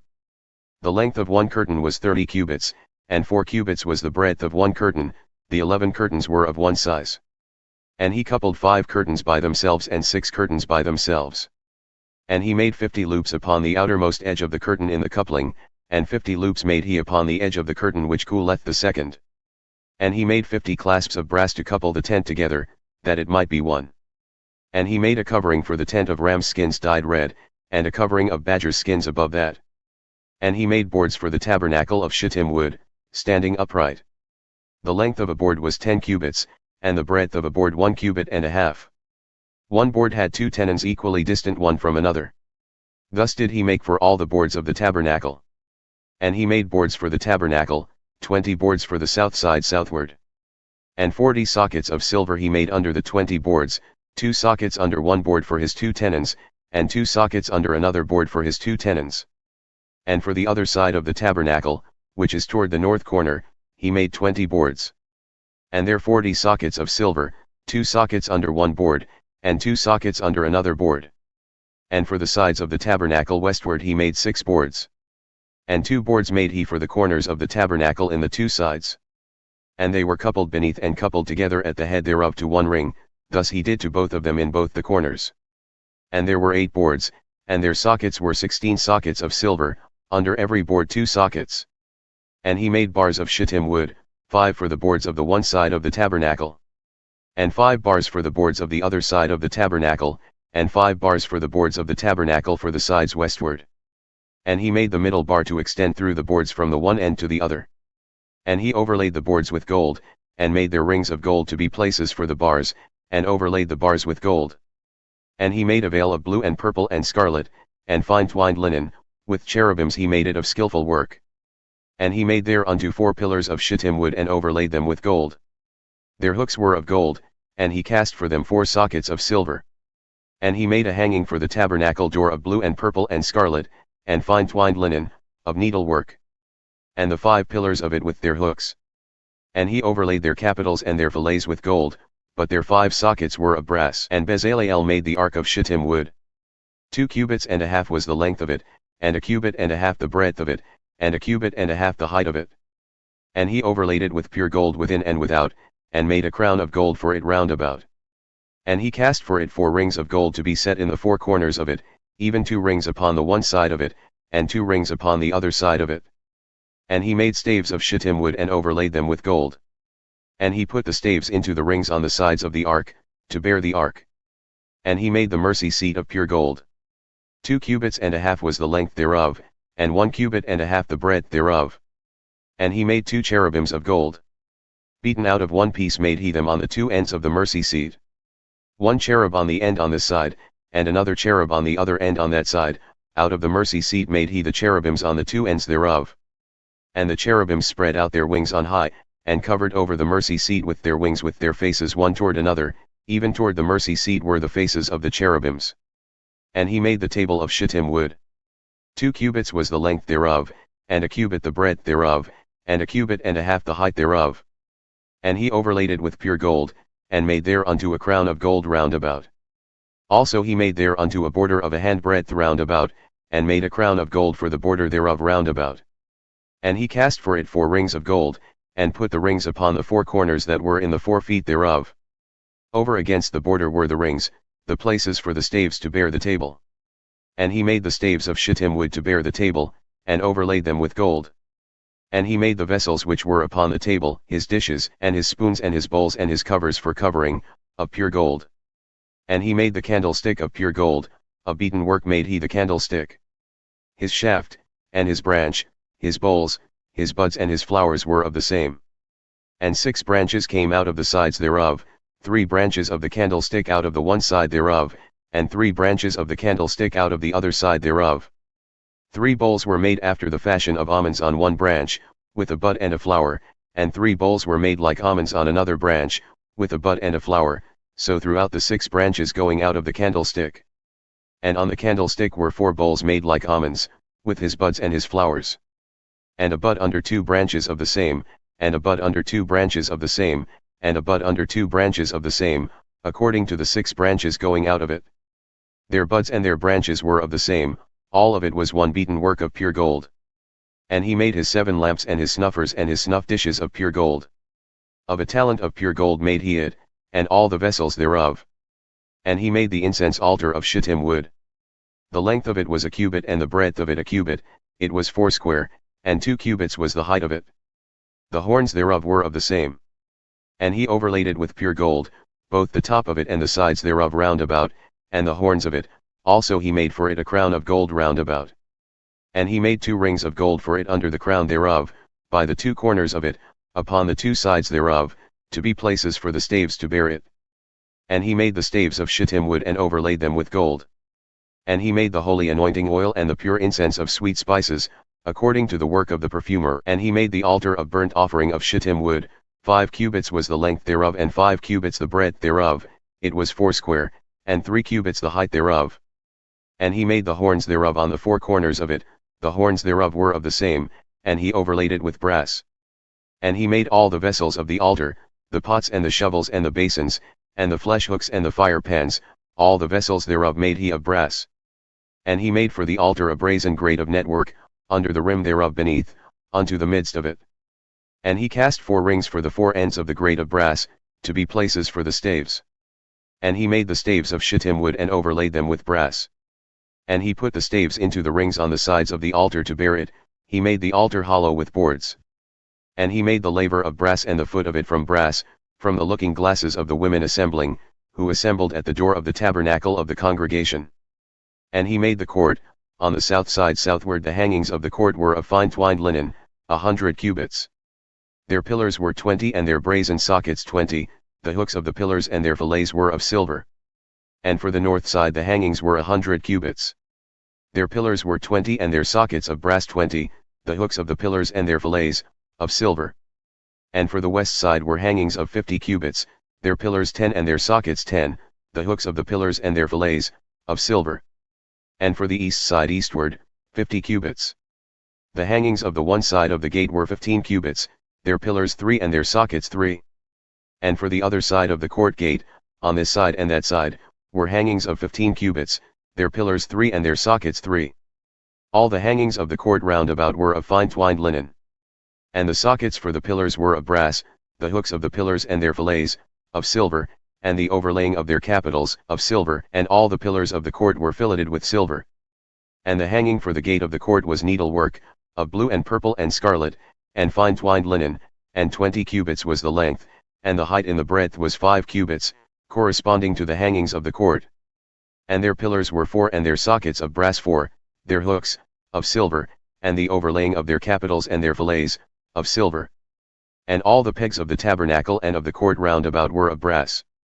This is the account of the tabernacle, even of the tabernacle of testimony, as it was counted according to the commandment of Moses for the service of the Levites, by the hand of Ithamar, son of Aaron the priest.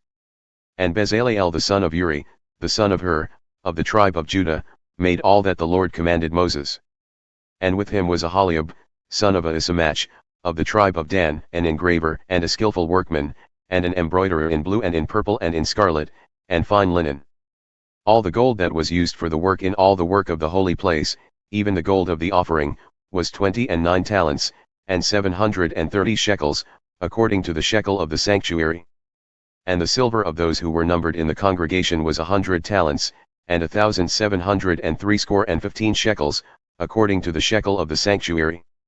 A bekah for every man, that is, half a shekel, according to the shekel of the sanctuary, for every one who went to be numbered from 20 years old and upward, for 600,000 and 3,550 men.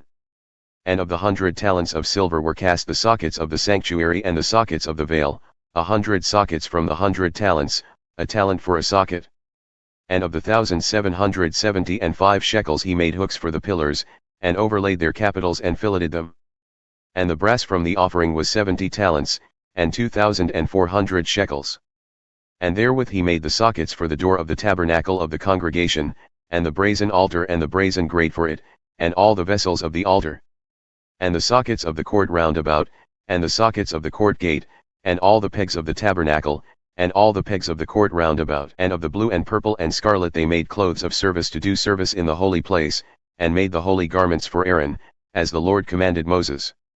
And he made the ephod of gold, blue and purple and scarlet, and fine twined linen.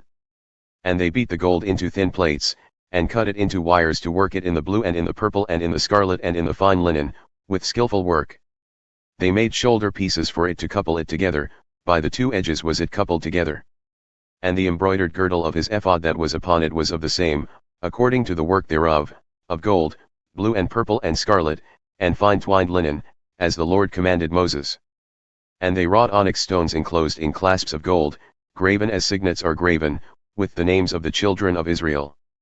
And he put them on the shoulders of the ephod, that they should be stones for a memorial to the children of Israel, as the Lord commanded Moses. And he made the breastplate of skillful work, like the work of the ephod, of gold, blue and purple and scarlet, and fine twined linen. It was foursquare. They made the breastplate double, a span was the length thereof and a span the breadth thereof, being doubled. And they set in it 4 rows of stones, the first row was a sardius, a topaz, and a carbuncle, this was the first row. And the second row, an emerald, a sapphire, and a diamond. And the third row, a ligure, an agate, and an amethyst. And the fourth row, a beryl, an onyx, and a jasper. They were enclosed in clasps of gold in their enclosings. And the stones were according to the names of the children of Israel, 12, according to their names like the engravings of a signet, every one with his name according to the 12 tribes. And they made upon the breastplate chains at the ends of wreathed work of pure gold. And they made 2 clasps of gold and 2 gold rings, and put the 2 rings on the 2 ends of the breastplate. And they put the 2 wreathed chains of gold in the 2 rings on the ends of the breastplate. And the 2 ends of the 2 wreathed chains they fastened in the 2 clasps, and put them on the shoulder pieces of the ephod at the front. And they made 2 rings of gold and put them on the 2 ends of the breastplate, upon the border of it which was on the side of the ephod inward. And they made 2 other golden rings and put them on the 2 sides of the ephod underneath, toward the front of it over against the other coupling thereof, above the embroidered girdle of the ephod. And they bound the breastplate by his rings unto the rings of the ephod with a lace of blue, that it might be above the embroidered girdle of the ephod, and that the breastplate might not be loosed from the ephod, as the Lord commanded Moses. And he made the robe of the ephod of woven work, all of blue. And there was a hole in the midst of the robe, as the hole of a jacket of mail, with a band round about the hole, that it should not rend. And they made upon the hems of the robe pomegranates of blue and purple and scarlet, and twined linen. And they made bells of pure gold, and put the bells between the pomegranates upon the hem of the robe, round about between the pomegranates. A bell and a pomegranate, a bell and a pomegranate, round about the hem of the robe to minister in, as the Lord commanded Moses. And they made coats of fine linen of woven work for Aaron and for his sons. And a mitre of fine linen and goodly bonnets of fine linen, and linen breeches of fine twined linen. And a girdle of fine twined linen, and blue and purple and scarlet needlework, as the Lord commanded Moses. And they made the plate of the holy crown of pure gold, and wrote upon it a writing, like the engravings of a signet, Holiness to the Lord. And they tied unto it a lace of blue to fasten it on high upon the mitre, as the Lord commanded Moses. Thus was all the work of the tabernacle of the tent of the congregation finished, and the children of Israel did according to all that the Lord commanded Moses, so did they. And they brought the tabernacle unto Moses, the tent and all his furniture, his clasps, his boards, his bars and his pillars and his sockets. And the covering of ram skins dyed red, and the covering of badger skins, and the veil of the covering. The ark of the testimony and the staves thereof, and the mercy seat. The table and all the vessels thereof, and the showbread. The pure candlestick with the lamps thereof, even with the lamps to be set in order, and all the vessels thereof, and the oil for light. And the golden altar, and the anointing oil, and the sweet incense, and the hanging for the tabernacle door. The brazen altar and his grate of brass, his staves and all his vessels, the laver and his foot. The hangings of the court, his pillars and his sockets, and the hanging for the court gate, his cords and his pegs, and all the vessels of the service of the tabernacle for the tent of the congregation. The clothes of service to do service in the holy place, and the holy garments for Aaron the priest and his sons' garments to minister in the priest's office. According to all that the Lord commanded Moses, so the children of Israel made all the work. And Moses looked upon all the work, and behold, they had done it as the Lord had commanded, even so had they done it. And Moses blessed them. And the Lord spoke unto Moses, saying, On the first day of the first month shalt thou set up the tabernacle of the tent of the congregation. And thou shalt put therein the ark of the testimony, and cover the ark with the veil. And thou shalt bring in the table and set in order the things that are to be set in order upon it, and thou shalt bring in the candlestick and light the lamps thereof. And thou shalt set the altar of gold for the incense before the ark of the testimony, and put up the hanging of the door to the tabernacle. And thou shalt set the altar of the burnt offering before the door of the tabernacle of the tent of the congregation. And thou shalt set the laver between the tent of the congregation and the altar, and shalt put water therein. And thou shalt set up the court round about, and hang up the hanging at the court gate. And thou shalt take the anointing oil, and anoint the tabernacle and all that is therein, and shalt hallow it and all the vessels thereof, and it shall be holy. And thou shalt anoint the altar of the burnt offering and all his vessels, and sanctify the altar, and it shall be an altar most holy. And thou shalt anoint the laver and his foot, and sanctify it.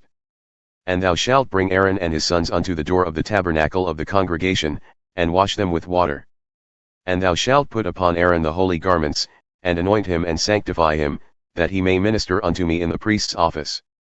And thou shalt bring his sons and clothe them with coats. And thou shalt anoint them, as thou didst anoint their father, that they may minister unto me in the priest's office. For their anointing shall surely be an everlasting priesthood throughout their generations. Thus did Moses, according to all that the Lord commanded him, so did he. And it came to pass in the first month in the second year, on the first day of the month, that the tabernacle was reared up. And Moses reared up the tabernacle, and fastened his sockets and set up the boards thereof, and put in the bars thereof and reared up his pillars. And he spread abroad the tent over the tabernacle, and put the covering of the tent above upon it, as the Lord commanded Moses. And he took and put the testimony into the ark, and set the staves on the ark, and put the mercy seat above upon the ark. And he brought the ark into the tabernacle, and set up the veil of the covering and covered the ark of the testimony, as the Lord commanded Moses. And he put the table in the tent of the congregation upon the side of the tabernacle northward, outside the veil. And he set the bread in order upon it before the Lord, as the Lord had commanded Moses. And he put the candlestick in the tent of the congregation opposite the table, on the side of the tabernacle southward. And he lighted the lamps before the Lord, as the Lord commanded Moses. And he put the golden altar in the tent of the congregation before the veil. And he burned sweet incense thereon, as the Lord commanded Moses. And he set up the hanging at the door of the tabernacle. And he put the altar of burnt offering by the door of the tabernacle of the tent of the congregation, and offered upon it the burnt offering and the meat offering, as the Lord commanded Moses. And he set the laver between the tent of the congregation and the altar, and put water there for washing. And Moses and Aaron and his sons washed their hands and their feet thereat. When they went into the tent of the congregation and when they came near unto the altar, they washed, as the Lord commanded Moses. And he reared up the court round about the tabernacle and the altar, and set up the hanging of the court gate. So Moses finished the work. Then a cloud covered the tent of the congregation, and the glory of the Lord filled the tabernacle. And Moses was not able to enter into the tent of the congregation because the cloud abode thereon, and the glory of the Lord filled the tabernacle. And when the cloud was taken up from over the tabernacle, the children of Israel went onward in all their journeys. But if the cloud were not taken up, then they journeyed not until the day that it was taken up. For the cloud of the Lord was upon the tabernacle by day, and fire was on it by night, in the sight of all the house of Israel throughout all their journeys.